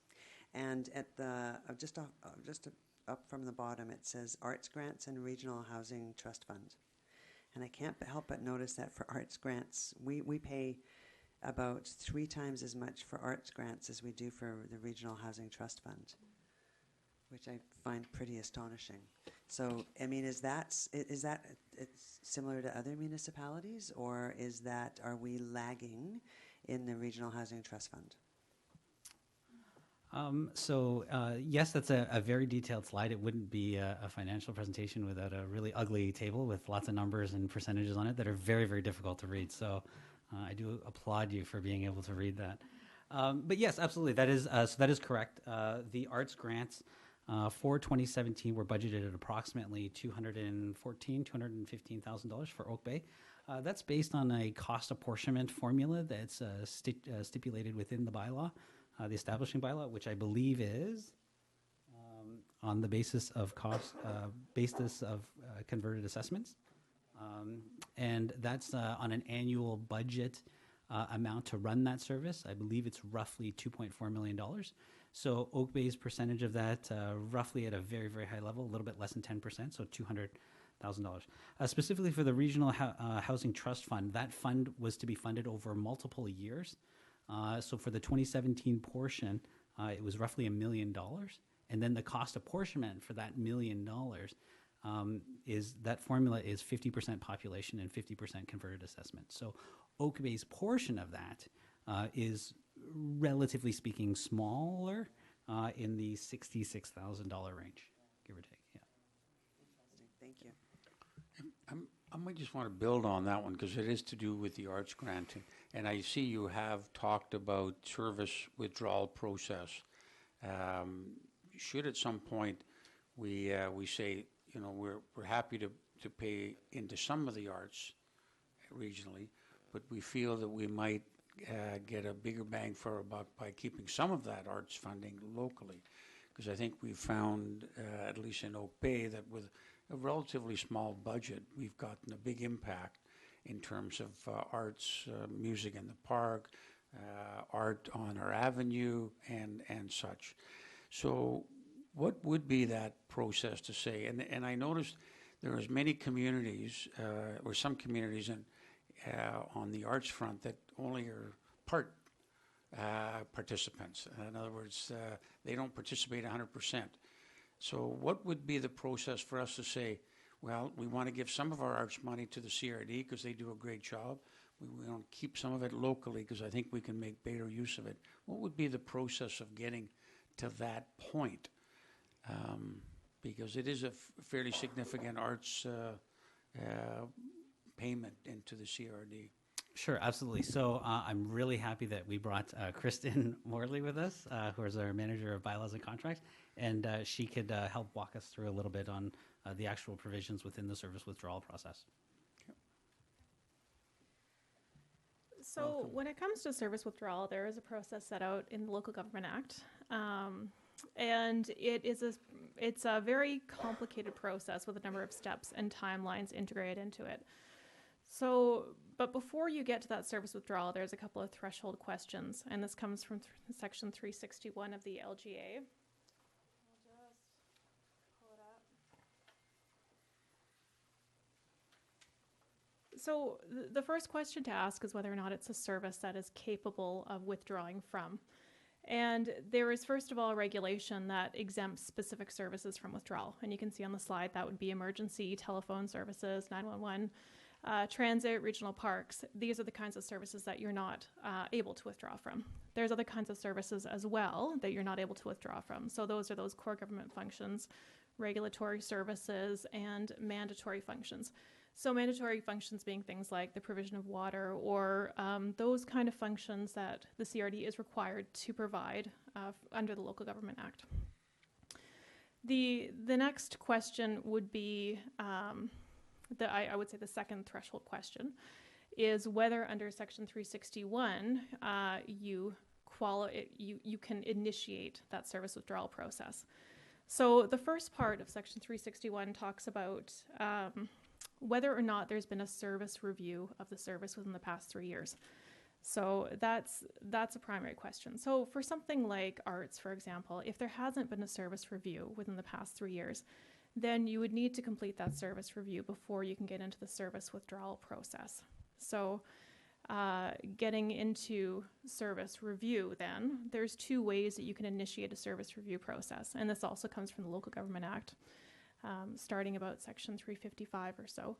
And essentially, the service review process can either be done by bylaw. So if the bylaw itself provides for a review process, then you would follow the process set out in the bylaw. If the bylaw does not provide for that, and I think it's fair to say that most of them don't, you can initiate the process under the Local Government Act. And the way to initiate that process would be to give notice to the CRD. You're also required to give notice to the ministry as well. And then that starts a formal service review process. So from there, a committee is formed with participants from the CRD board and each of the participants in the service. Because, of course, if one participant wants to withdraw from a service, then, of course, it's going to affect the other participants in that service. And we still have to be sure that we can continue to provide that service and maintain that requisition, but that's going to be a cost that's shared by the other participants in the service. So from there, the ministry will give some direction in terms of how that service review process will carry forward. It involves a negotiation. There's a possibility of, I think typically the process, and I know Bob Lapham has been through this before, it would involve identifying the questions that need to be addressed. The participant who's seeking to withdraw from the service has to set out what their concerns with the service are, what they would like to change, and that would be a topic for discussion. Sometimes it involves having a facilitator or engaging a consultant to do that service review on our behalf. So the results of that service review could be a change to the service. However, if after going through that service review process, or at least after initiating it, the participant who wants to withdraw, so Oak Bay in this case, you could engage in the service withdrawal process, but that can't take place until at least 8 months after the initiation of a service review process. So that's a little bit about the legislative framework that you'd be working with if you wanted to engage in service withdrawal. So in a nutshell, it's easy to get in and devilishly difficult to get out. Yeah, pretty much. But it can be done. It can be done, absolutely. All right, thank you very much. Follow up on that one? Yeah, Yes, just to go ahead follow up, there, I wasn't Councillor actually Whistler. asking for service withdrawal like the mayor. I was looking for reallocation of funds from the arts grants to the Regional Housing Trust Fund, just looking at how we could perhaps not give as much to the arts, but to give more to the Regional Housing Trust Fund, that's all. And I appreciate you weren't asking that, but my understanding of it, to do that, you have to withdraw from one and then load up on the other. Yeah, and through your Mayor, the simpler way is to approach we have an arts commission, and I guess in terms of the transparency of what you pay, is to bring that to the attention of the arts commission, and just propose essentially a different allocation of those funds. I mean, they rely on advisory body to decide what to fund, but certainly the direct approach, just saying, how can you make this maybe more equitable, and then look at with the trust fund that's being eclipsed a little bit by this Regional Housing Trust initiative. So you're in that on an assessment basis, so you're fairly participating. But on that point, Mr. Lapham, you're not suggesting that we could convince the arts fund to take some of the money out and then voluntarily to give it to the housing fund? No, No. not the But reallocation. allocate within the arts itself. In other words, give us, maybe you can do more work in Oak Bay than is being done, as an example. Those kinds of conversations in terms of the priorities of the participants, yeah.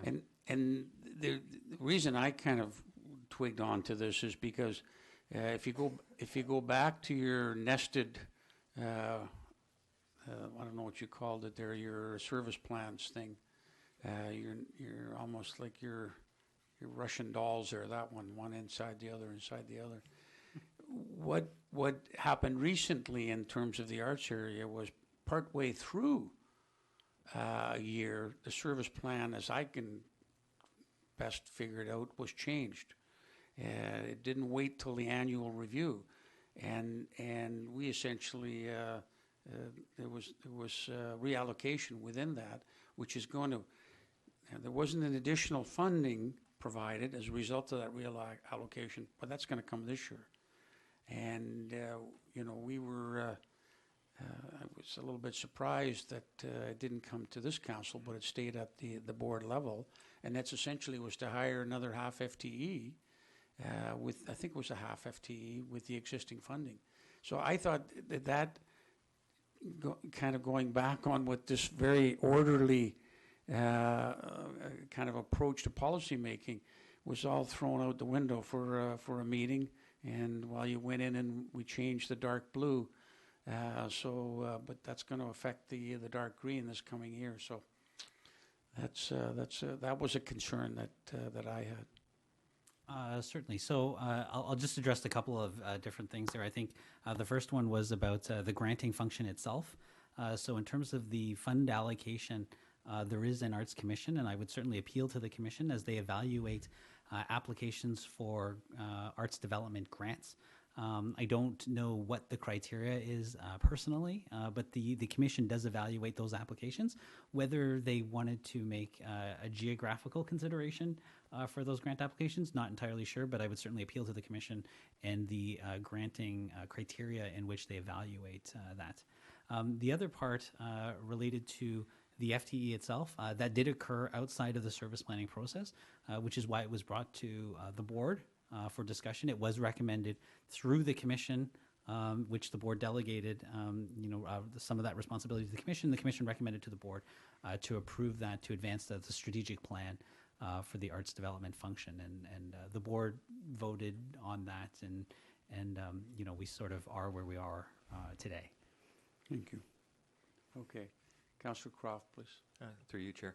Mr. Chandler, from your graph of the $5 million and the $800 per household that comes to Oak Bay, roughly the tax base is $4,000 per household. So we're paying 20% of our tax dollars to the CRD for our services. Do I understand that correctly? Not sure what the tax base is in Oak Bay, but 4,000. Take an average of 4,000. It's close enough. Sure. Then I would say roughly $800 specifically to the Capital Regional District. Okay. Through either the housing the hospital district, which has $307 of that, almost $40 that we borrow on behalf of Oak Bay through MFA as a flow through, and then roughly $450 for all of the services in which Oak Bay participates in. And am I correct, in the last couple of weeks you said something about you're looking to hire 20 more people over the next year because of the amount of work that's being done in the area for the people in the region? I thought there was something in the paper that I saw something along that line. That is correct. Cumulatively, it's roughly 20 FTEs. That's actually going aboard tomorrow as part of our service planning process. I would sort of reiterate the staff report itself in that the 20 FTEs are not for the CRD, but rather for the individual services in which people participate in those services. So a good example of that is within that 20 FTEs, I believe there's 4.5 for Salt Spring Island. So the board we had a business case come from the Salt Spring Island Pool or Parks and Recreation Commission, where they recommended contracting in some of that work from an outside consultant or from an outside contractor. And it was a good business case, increased service level delivery, increased revenue. It was an overall cost benefit. But that impact of bringing that work in and the 4.6 FTEs would be specifically for that service and borne specifically by the constituents in the service area of Salt Spring Island. So it does include in the cumulative aspect, but I would say it would be incorrect to say that the 20 FTEs are for CRD as an administration cost. Okay. Second. Councillor Murdoch, next, please. Yeah, I'm aware of the time here. I don't want to get into all the details, but so I'm clear in my mind here on these graphs, the $5.4 million for municipal requisition, if I go back to the previous slide of that, that requisition makes up about 26% of the operating budget, and 45% of things like sales of services. That would include, I'm assuming, things like selling the water wholesale to us for pass-through. Would that include other services that are sold, like sewer services and so forth? Are those part of those? Absolutely. Another big one is solid waste. So our Heartland operation is funded entirely from tipping fees. So the sale of, solid waste in this case, would fund the entire service of the landfill. Okay, thank you. I think to Councillor Cross' point, he mentioned that 20% would be CRD. It's really quite a bit closer to 50% of the overall tax that or fees that we collect through taxes goes to regional services, and then of course the top of that is the water services and so forth. So it's significant for sure as part of our overall budget. How does that 45% sale of services compare to other regions? Is that where are we in the pack? It's definitely higher than, a larger operation like Metro Vancouver has a similar revenue stream from solid waste from water. But in terms of other regions, they don't have the same operating approach. So for instance, Heartland, in the AVICC report on solid waste management, we're the only region that has full tipping fee recovery. The others have tax requisition to offset tipping fees. And then on the sale of water, obviously we've invested heavily in the watershed acquisition. So we own the watershed. We've carried that debt to pay that off. It's coming. It's going to be paid off soon in the next few years. But that investment obviously is paying big dividends into the future. So the profile's a bit different in terms of our footprint, what we've acquired with that money, and then how it pays back over time to the various municipalities. Okay, thank you. Councillor Kerber, please. Thank you. I'm just impressed that you don't have to do any marketing or merchandising for these amazing sales you have for solid waste and sewage and water. No, I appreciate the presentation. Thank you very much for coming. I just wanted to ask about the Housing Trust Fund, and you mentioned the Housing First, Regional Housing First initiative. That's not included in any of the numbers in here. Is that because it's the trust fund funds the initiative, the Housing First initiative, and then you partner with other levels of government to fund those projects? That's right. The proposal, and there's quite a detailed report back when the decision was made by the board, but the trust fund is an annual contribution of $1 million, so it's a current year contribution. And essentially, the deal was to take that revenue that's collected and borrow using that revenue stream to debt finance it. And with that revenue stream, we can borrow about $10 million. And then over the scope of the program, the proposal is to increase that amount by leveraging other federal and provincial funds. So BC Housing has committed to match our $30 million program with $30 million of provincial funding. And we're now seeking matching funding federally. So, and that's still delivered the same way. The difference is we would hold an equity position in those units and acquire them in mixed projects. So if you had a 40-unit project, we might hold 10 units to target that very affordable component of the project. And then the nonprofit might have part of that as market and part of that as low end of market to give a mixed unit project. Go ahead. Just as a follow-up, so you've tweaked something now, so that's only with a nonprofit as a partner that's building affordable housing? No, it could be others. I just use nonprofit as an example. So it could be a private venture where we're acquiring strata units within a market project, or it could be a housing corporation project where we're building the entire project and segregating the units for different rental components or ownership components. Okay, thank you. Right. Thank you very much. I don't see any other hands. I want to thank you very much for your presentation. I think what it highlights is with 210, I think, services, how really complex the CRD is. And I know it's the staff at the helm have done an incredible job. And I might say, there's talk about the CRD coming forward with 30 million and the province coming through with 30 million. That was something that Mr. Lapham, through very astute planning and arrangements, created. He was the one that came forward with it the year I was chair, and that really just shows how well served we are, that we're able to come up with these creative financing that really benefit our community, particularly in the housing area, and that's an incredible legacy that the region will have. So thank you very much, and thanks for your presentation. Thank you. Cheers. And now we go from CRD right into the bonfire. And that is a request for bonfire during Sea of Lights, our annual tradition.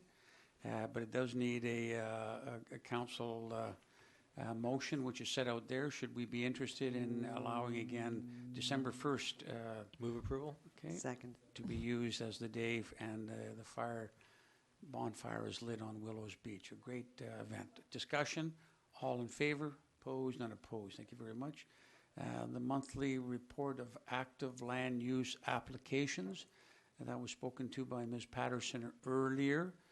I do have one question. I wasn't here during the first time this was presented, so I don't know if this question was asked. It was while I was on vacation, but some of these permits application date are quite old, and so what is the stale dating of applications for permits, and how?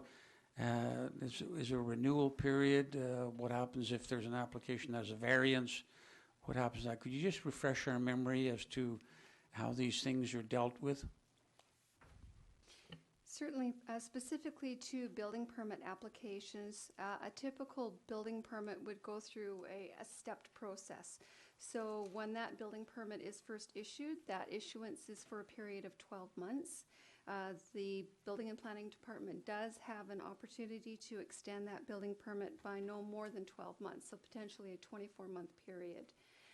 Following that, there is an opportunity for a renewal permit, which would be no more than 6 months. So now you're looking at about a 2.5-year period. Once you've reached the maximum on that, if the work has not yet been completed, they would be looking at making application for a completely new permit. Okay. So the step one at 1 year, does that come with a fee? Yes, it's based on a square meter. And then the 6-month one at 2 years that you can extend for, does that also come with a fee? There is a renewal permit fee. Sorry, I don't remember the exact amount. But there is a fee that's connected to it. Correct. And as well as obviously the reapplication, there's a fee. That's right. And what about if it's an permit application that has variances attached to it that we may have approved here? If it's a land use application such as the one indicated on the second page of the report, the district does have a land use procedures bylaw, so the fees are set out specifically within that bylaw as to what we charge for various fees, development variance permit, development permit, rezoning application, and so on. So that's a one-time fee, no matter how long it takes staff and the applicant to work through that process. Okay, thank you very much. Questions on this, and then we'll look for a motion to receive it, please. Councillor Braithwaite. I'm sorry, you just brought up something that I hadn't noticed, which is there's at least one address on here that's been on here since January 2014. So I thought I just heard you say that the longest it could be on is 2.5 years. Sorry, could you point to the one you're looking at? Yeah, if you look at the very bottom of the active planning applications, Oak Bay Avenue 2326, Oak Bay Avenue. Correct. So those are the land use applications. Those are not the building permit applications. Oh, okay. So it falls under a different category. Okay, perfect. Thank you. Okay. Questions? Yeah, go ahead, please. Thank you very much, Chair. I guess regarding the same land use application permit, Oak Bay Avenue 2326, that's been there since 7th of January 2014. I understand that this will be coming forward sometime in November, but there's a lot of interest in that particular one. Is there a date set for when it will be coming to council, please? At this stage, the applicant has requested to come forward to the November Committee of the Whole. Thank you. Go ahead. Thank you very much. Please. Sorry, there was one acronym I couldn't quite figure it out. SFD permit, is that single family development permit?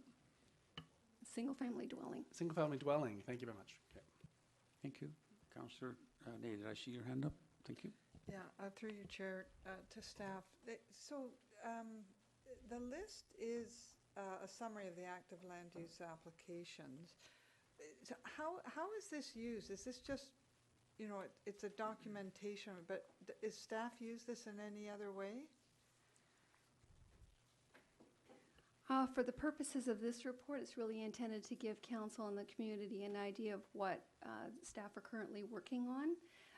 As Ms. Patterson spoke to earlier, we can then use this information to summarize and determine where we're at with applications, processing time, what types of applications are coming forward. It can or it is going to? We would summarize the information at the end of the year. Oh, I see. Okay. So, yeah, because I was kind of thinking it looks like an awful lot of applications that are open. And I get my attention goes to two things. One is staff load and what that looks like. And is that within the realm of normality, or is it like compared to other jurisdictions, or is this a lot?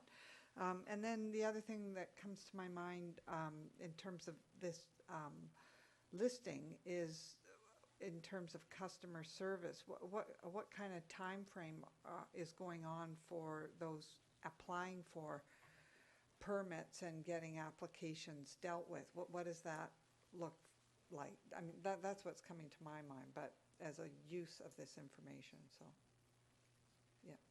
So I can answer that. Yeah. That is part of, I think, where we're going with this. We Yeah. just don't have the staffing to be able to kind of drill down to this. Yeah. But part of this is staff have used this over the summertime.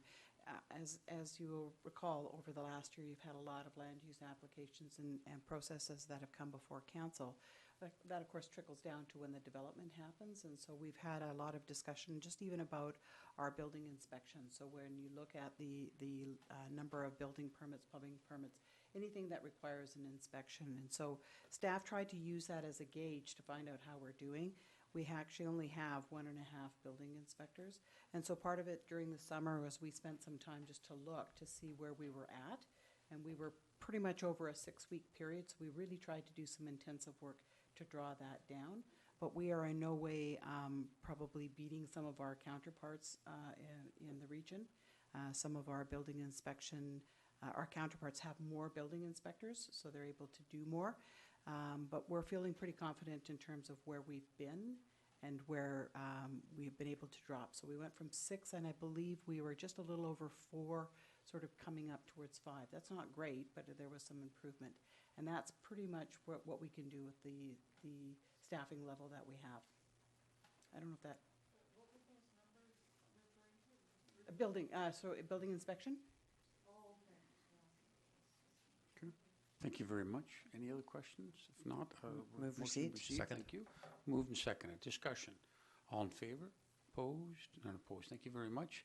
We have 2 sets of minutes. The first is Oak Bay Advisory Design Panel from the 4th of July. Move receipt. Seconded. Moved and seconded. Discussion. All in favor? Opposed? None opposed. Same thing, 4th of July. This one, the Oak Bay Advisory Planning Commission. Move receipt. Seconded.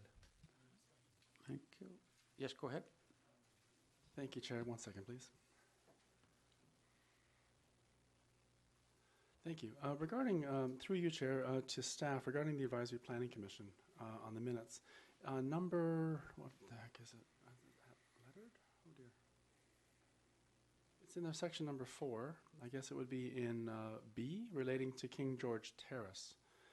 I just wanted to ask if it's, there appears to be a deadline implied in the last point. This would be on page 2, just above the title section, Commission Comments, talking about trying to have things done by September or October before the rain begins with respect to a replanting plan. Is it possible to ask how that is going, please? Staff were actually on site last week with the applicant. All of the work has been completed, with the exception of the very top of the terrace. That area will be sectioned off through the winter months to ensure that there is no spillage into the ocean environment. The rationale behind that being to just protect that area while they finish construction of the house. Everything else has been completed. Wonderful. Thank you very much for an update on that, and I do appreciate the thoroughness of the minutes with respect to that property. I know there's a lot of interest there. Another question, please, through you, Chair. Yes, go ahead, please.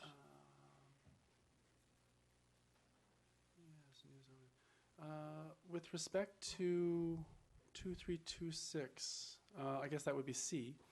I'm now on page 3 near the bottom. It talks about how the OCP does not anticipate the size of this structure. I think this is referred to as the quest. Therefore, a new zone is required. Just wanted to, I know we haven't seen the details, but is this referring to the whole development that's coming forward with respect to the 14 units? That is correct. Thank you very much. I just wanted clarification on that. And one more thing, please, if I may. Go ahead. We're now on page 5 near the bottom. And I just, if I may, through you, Chair, ask for some clarification.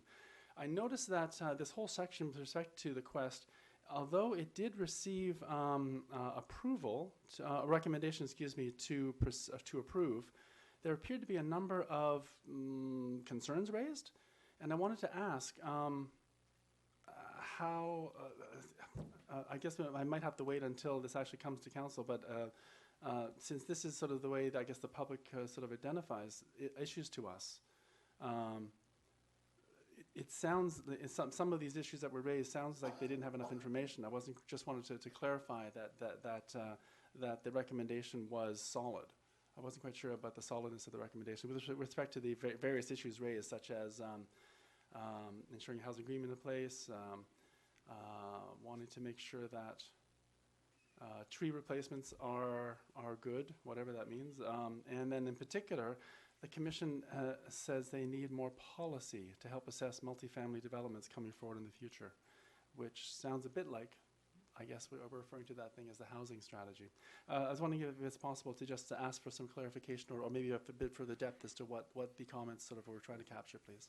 Well, now, this is staff members sitting listening, so I think we're in kind of a territory where perhaps you're asking staff to speculate what was in the minds of the people who voted. I see when the motion was called, it was carried, not opposed, and I think we have to accept that on the face of it. It almost sounds like you're asking Ms. Jensen kind of to go into the minds of the individuals, and that's not really possible.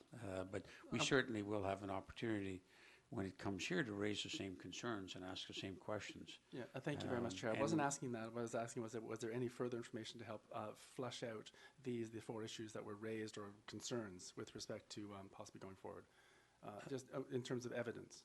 Was there any further evidence that was raised? Okay, so in other words, were there any other documents? Is that what you mean? That was alluded to or before? Yep. I think we probably will have access to the same, if not more documents, I assume. Is that right, Ms. Jensen? That is correct. Okay, so we'll have that before us and we can make a decision. Remember, these are advisory bodies, not decision-making bodies, so thank you. Yes, go ahead, please. Thank you. One final comment relating to page 6, item 5, element A. There was a concern there that was raised about the municipality needs to be transparent and approve the process going forward. I was just wondering, with respect to that comment, does staff, are there plans to bring a report forward or some indication as to what is being asked for? This is very, I'm not quite sure what they're asking for here or what's being suggested. I just wanted to ask if staff was going to doing something about that, please.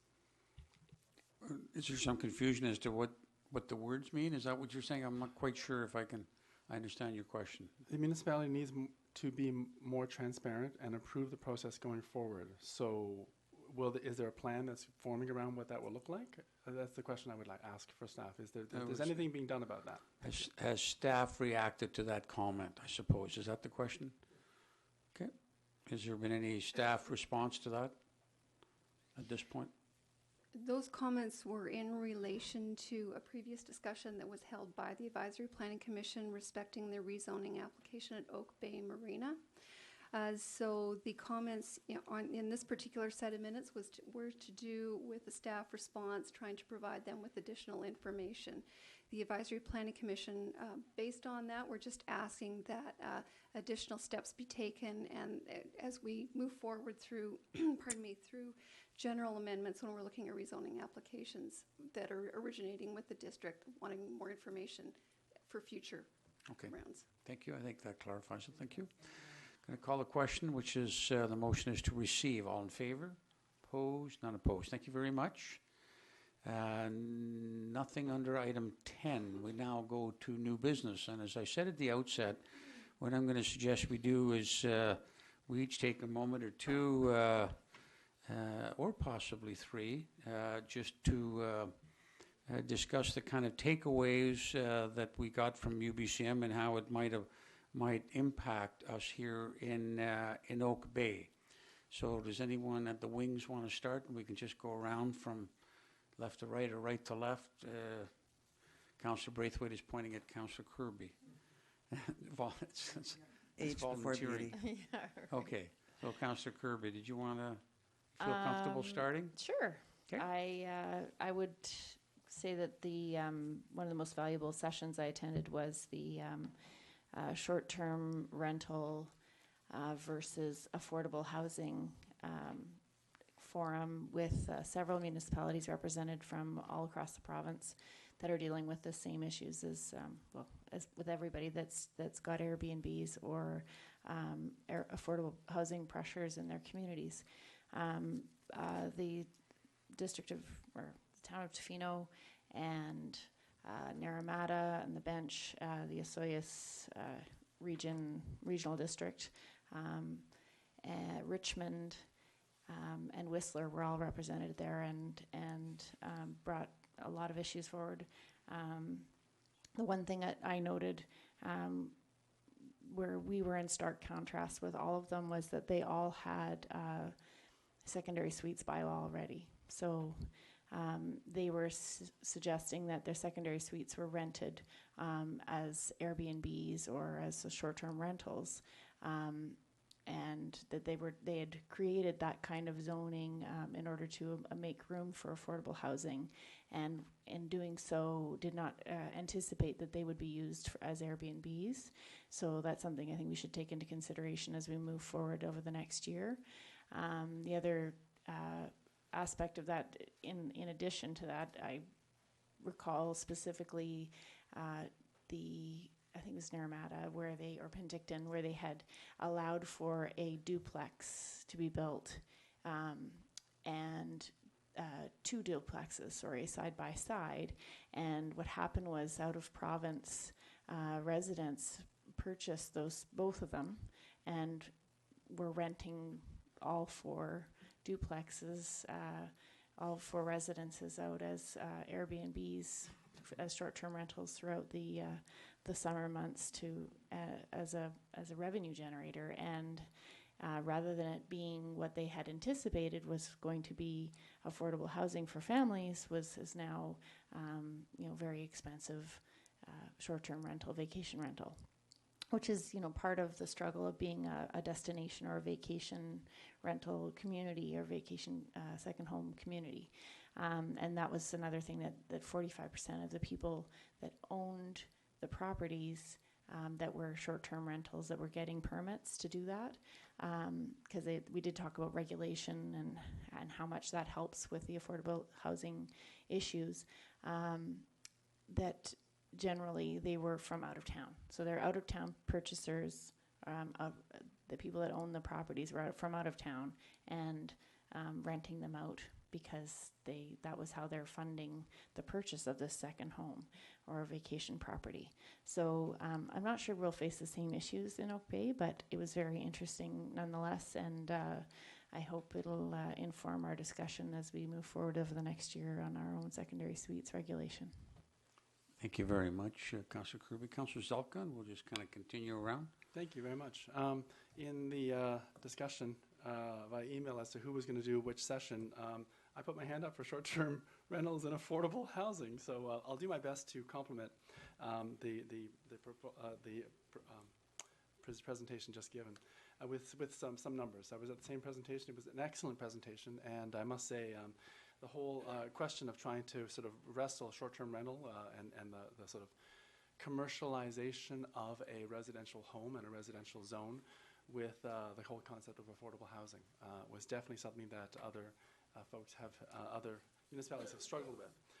I was most impressed with Richmond, a place that I thought was overrun with short-term rentals. And what I found was that they had to get to a place where they were open to short-term rental regulations, but they had to get to a place of proactive regulation because and constant education. They have fines of up to $1,000 a day for folks who have been caught and choose not to become legal with respect to getting a permit and doing all of the necessary changes that are needed to turn essentially a single-family home effectively into a duplex with 2 kitchens if you're going to run it that way, or whatever else is needed for health and safety. The maximum fine, of course, is $10,000 in addition to the fees. Plus, in Richmond, they separate bed and breakfasts and short-term rentals. They actually treat them separately and differently. And they basically lay it out that no B&B or short-term rental can be within 500 meters of another one. And this, of course, the intent of that is to make sure that it preserves affordable rental options for residents, preserves single-family neighborhood character. They're allowed to continue with sports and cultural hosting programs, and enable some residents with the means to mitigate high housing costs. And then they have, of course, business tax. In fact, they all had business taxes. They forced business taxes on all of the operators as a way of leveling the playing field for hotel taxes. And the fees actually varied quite widely. I was actually rather amazed.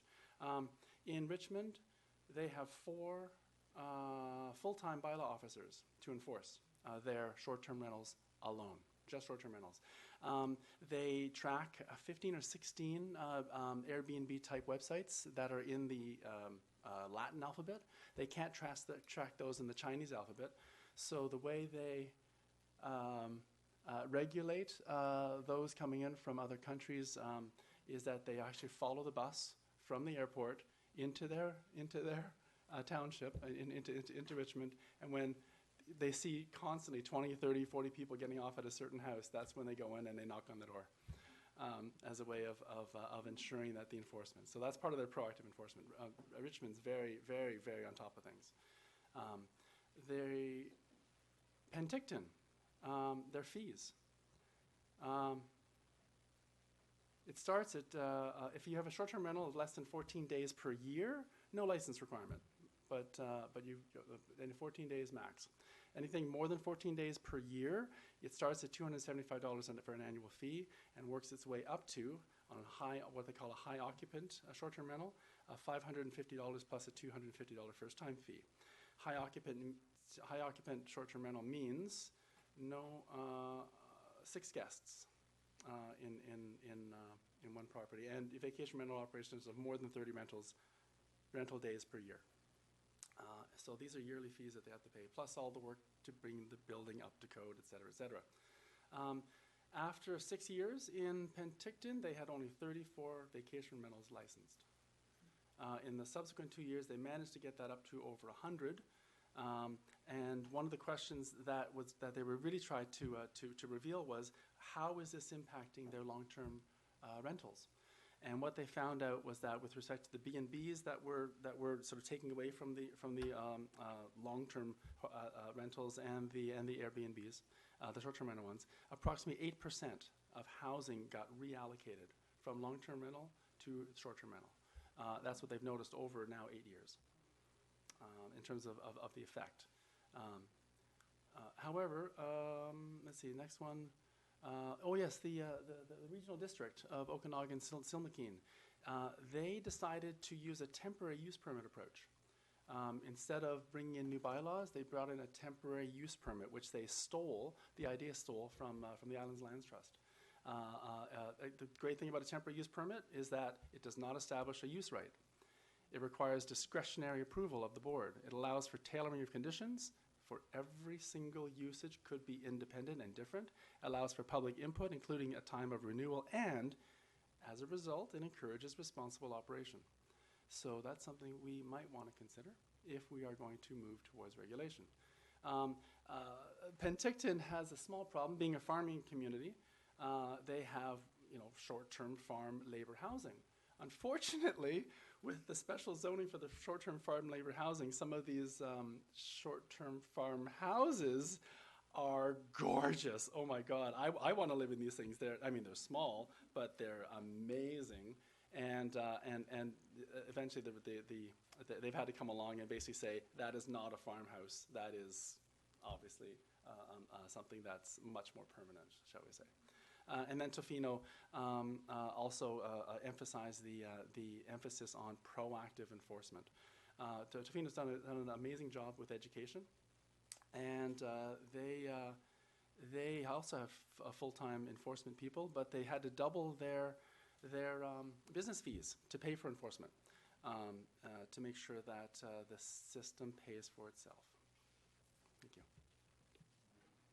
Thank you very much. Councillor Ney. Lots of good information. The thing I thought I'd just talk about is I've been paying attention to the mental health and addictions rollout that's a priority for this government. And one of the things I really like about UBCM is the food and drinking that goes on after the sessions, actually, but not just because it's really good food and drinks, but because of all the mingling that goes on with our local government counterparts and other parts of the region, but also the ministers make themselves very available. And on that note, with regards to the mental health and addictions rollout that the Premier announced in the Innovation Fund of about $320 million will go out on that programming. There was a cluster of us who were chatting about this, and the Minister of Finance happened to come into the discussion and mentioned how that money in our region will roll out through Island Health. And at that point, the local government folks, we were discussing about how we can make sure we keep an eye on how that money plays itself out in programming in our region to ensure that not only it gets the full spectrum of service of prevention, education, of course enforcement is going to be a big part of that, but also in treatment facilities, which often gets pushed to the side because they tend to be expensive. But these local government folks had identified numerous treatment centers that were kind of in the making, and we thought then the mayor of Victoria popped into the conversation, and we made a call that we're going to put a motion forward at the Greater Victoria Coalition to End Homelessness, of which the Mayor of Victoria co-chairs, to strike a committee that will oversee the rollout of that money and have some oversight in how that programming plays out in our community. So I just mentioned that because it's a nice little piece that shows the kind of work that I know my colleagues here at the table also do when they're over there. It's there's a lot of work that goes on at the conference. So I hope you guys will all keep an eye on this. I know I certainly will as well. Thank you. Let's go, Councillor Murdoch. You ready? Thanks, Mayor, and I won't take much time. I just there's a lot of very fascinating things that we had going on at that meeting. One of my favorite ones was right at the beginning with the First Nations local government relations thing, and a lot of it was spent around the treaty process, which was interesting, but really the case study at Machosen where they did the land swap. And I thought that was really fascinating because it was just so wrapped up in how easy it is to have good relationships and build things when you actually have a project to work on, and how hard it is when you don't, and how those relationships always kind of stumbled along until they had something to work towards. And then I think because all three of those, the two mayors and the chief involved, had such good trust between their councils and their communities, they were able to just get something done and bring the province along. So it was very, very interesting about how much a few individuals and the community will could really accomplish a lot. So that was very interesting. I also got to hear a couple of times from different people. One, Dale Bumstead from the mayor of Dawson Creek, he talked about just their investments and trying to get payback to kind of help cover their costs to their community was fascinating.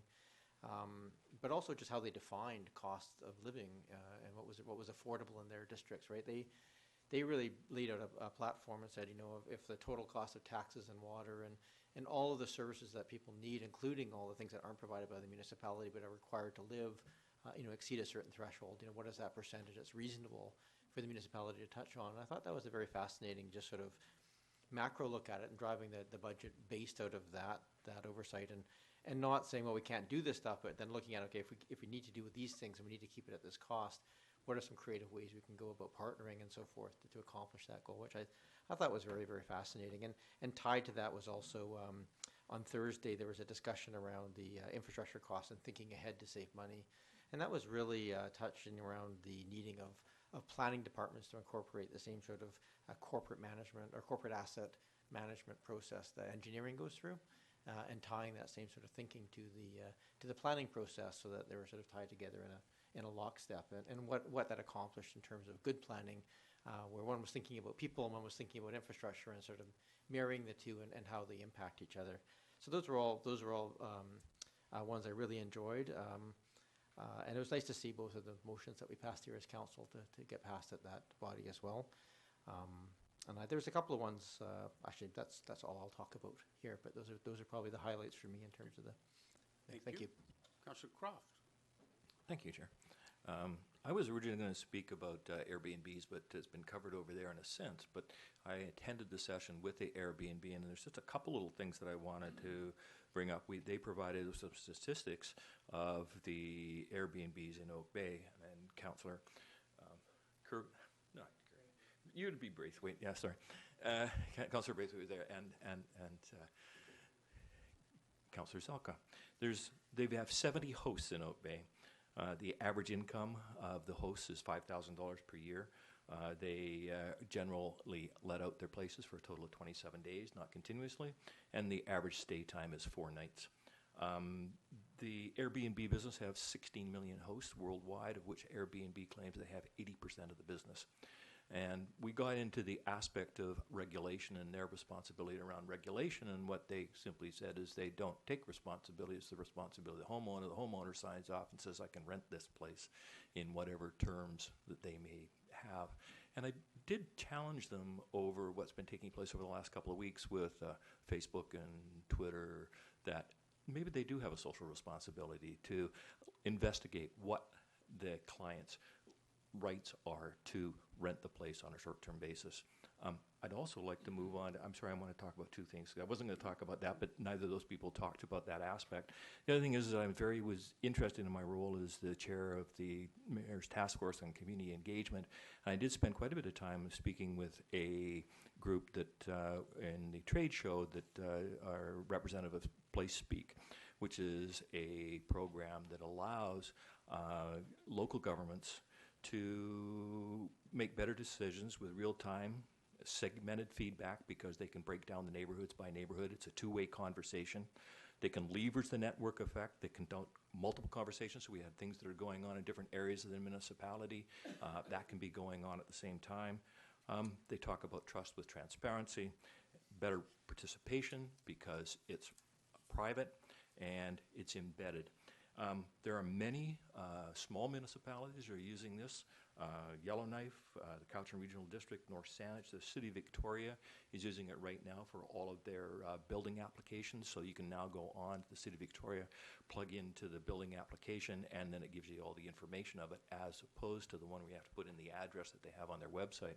So I think there's a real opportunity here in our community engagement to look at this tool to improve our community engagement. So that was the other thing that I wanted to talk about. Thank you. Councillor Croft. Councillor Braithwaite, please. Thanks very much, Chair. I'd like to talk about BC 211, which I believe 4 of us were at the session at UBCM. And BC 211, as some of you know, is a one-stop shop for information and referral for non-clinical health, community, social services, and government services.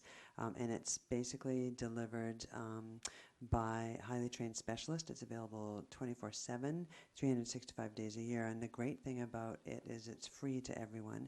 And it's a service that our emergency providers, police and fire and the emergency services, are saying is going to really help help them a lot, because a lot of people will now not be phoning 911 to ask certain questions.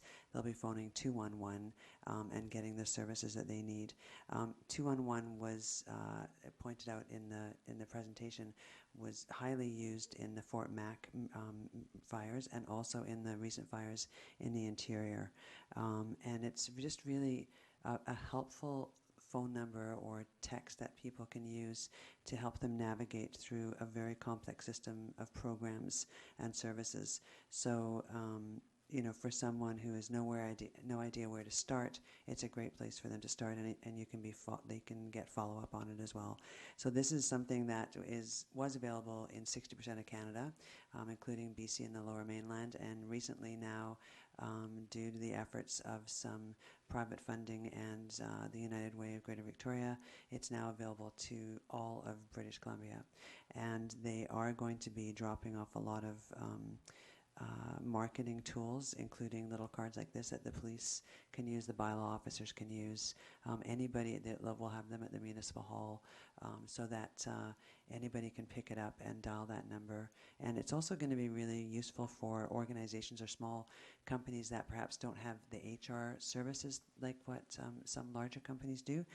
So if there's an issue with someone who works for you and you have a small business, you can get them to phone 211 and they will have access to all of those social services as well. So it was very interesting, and I did bring a little bit of the marketing tools with me to leave here. So thank you very much, and thanks to everybody for sharing. It was an excellent UBCM, I think the best one that I can remember.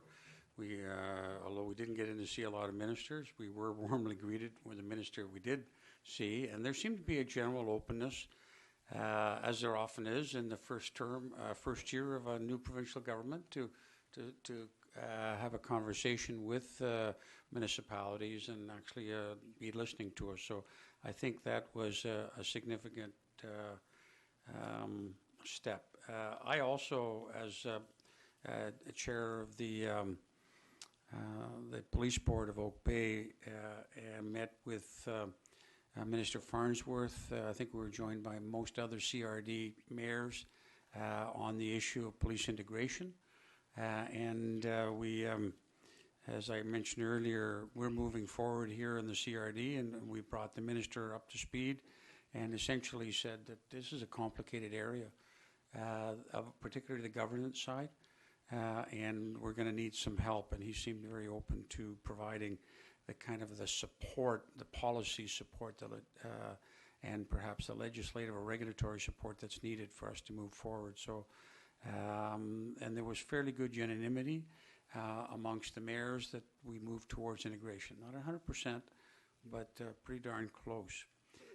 So that's one of my reports. The other is that we met as the Mayor's Caucus. As you know, we had a meeting here in February, and at this point, we're the default hosts because none other came forward. But I think subsequent to the meeting we had on the Monday, quite a number of communities have come forward to express interest. And but in the interim, I continue as the chair of the BC Mayor's Caucus. One of the big discussions, and the big discussion, essentially had to do with what was later considered by at UBCM. And that was a policy paper from the working group on responsible conduct. And we had a presentation from Tracy Lawrenson, a lawyer by the name of Reese Harding, and Frank Leonard, who was there.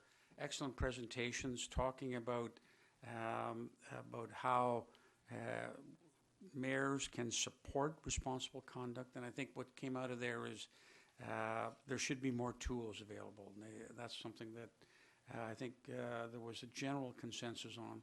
Not necessarily that we go down the road of regulatory or we all have codes of conduct, but that we have more tools at our disposal to deal with the issues that come along. And as you know, because we're all at the conference, this policy paper then came onto the floor of the UBCM, and it was supported.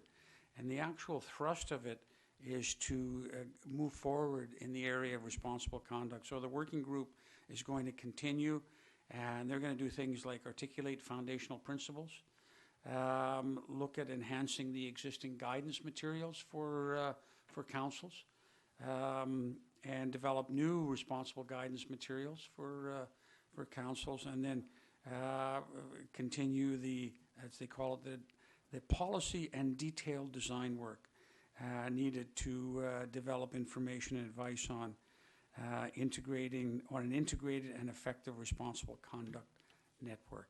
So it was a very good discussion, not only at caucus, but there wasn't much discussion as green paper.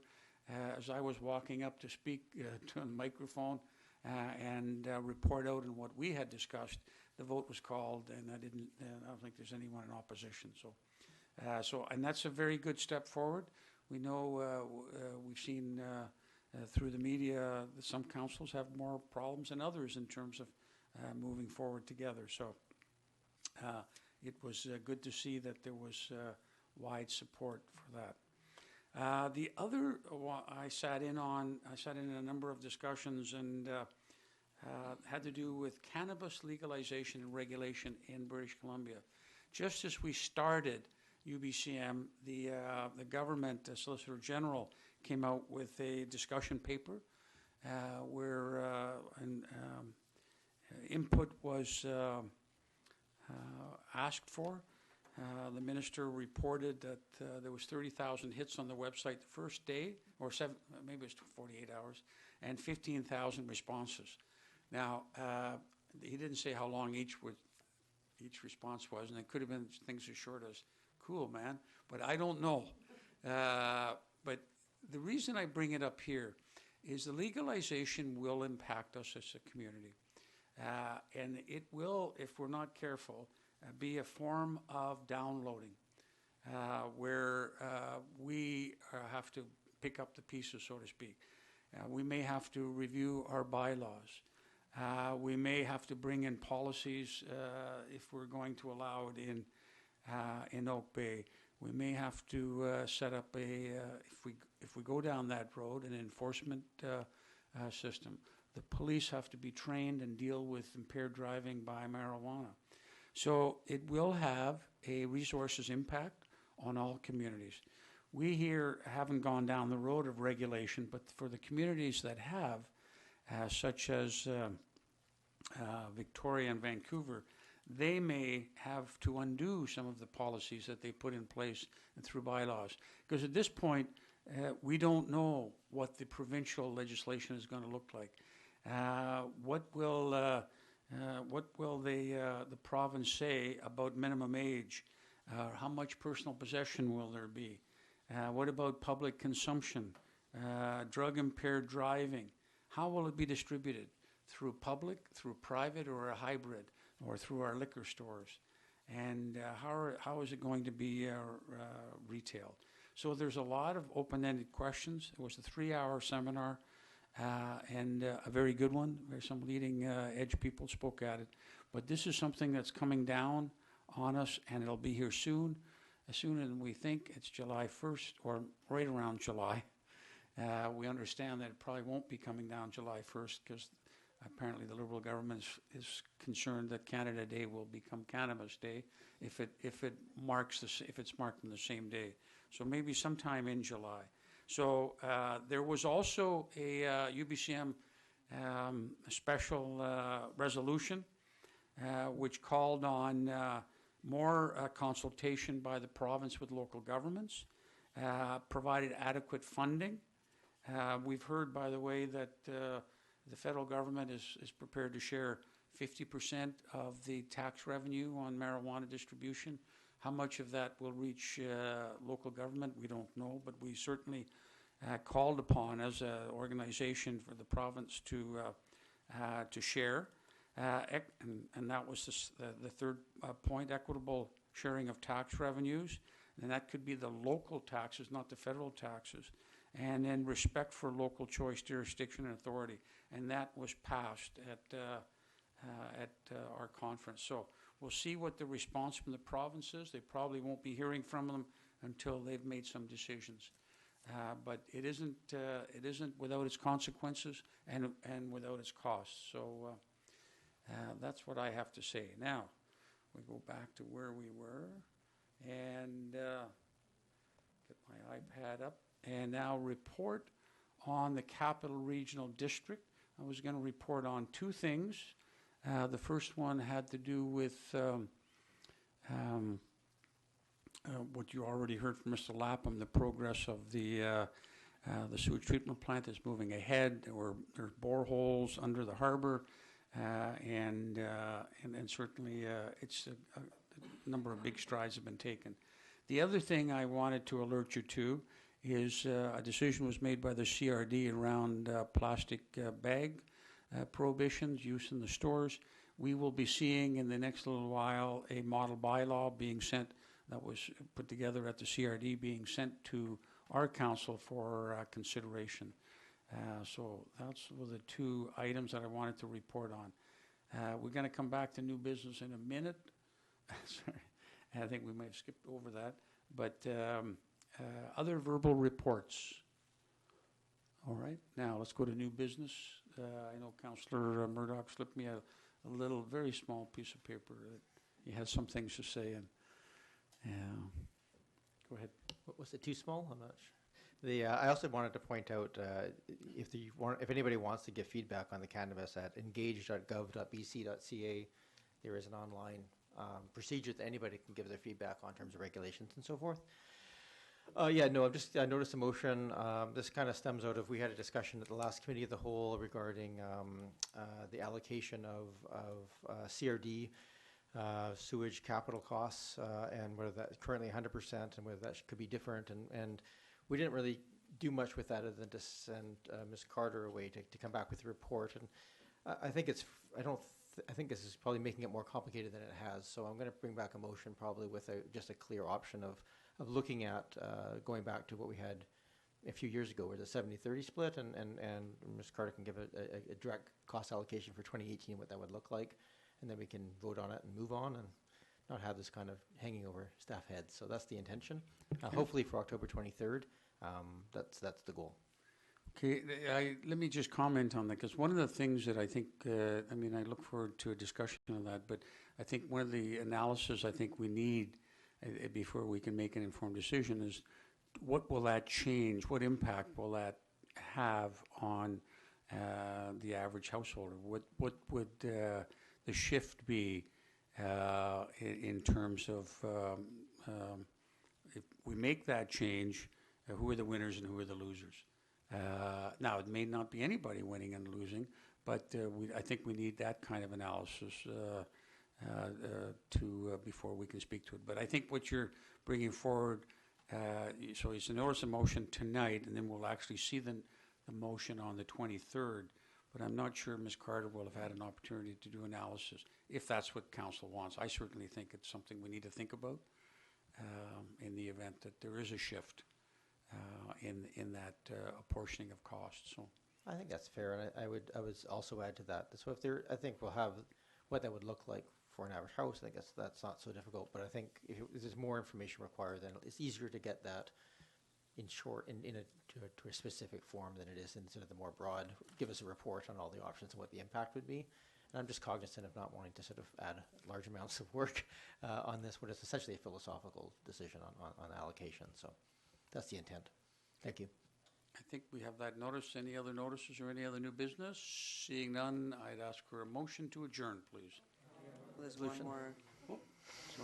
Oh, they're right away. Oh yeah, I put my paper copy away, and I should have been following that. I'll move that the Mayor and Director of Corporate Services be authorized to do all acts and things necessary to execute a statutory right-of-way as laid out at 2170 Esplanade. Second. Okay. Enthusiastic second. Now I got my hard copy. Yes, there it is. Sorry about that, Ms. Jones. I went to a lot of trouble to put that in front of me, and it got lost behind the cannabis. That's the way it is. Okay, so the motion is on the floor. Are there any questions or comments from council? Yes, go ahead, please.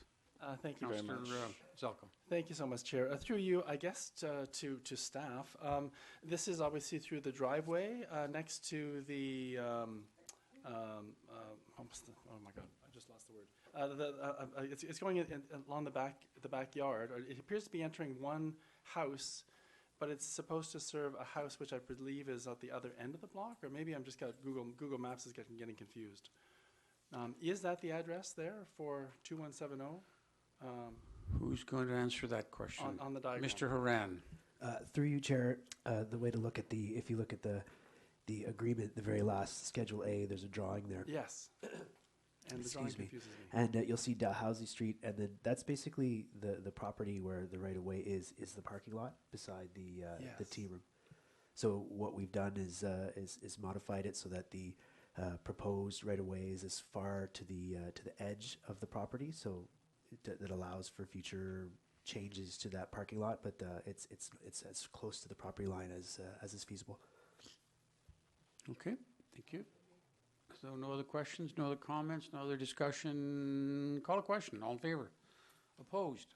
None opposed. Thank you very much. Now we go to the adjournment bit. Second. Thank you. Moved and seconded. Discussion. All in favor? Opposed? None opposed. Thank you. Thanks, everybody. And who said it was going to be a short meeting?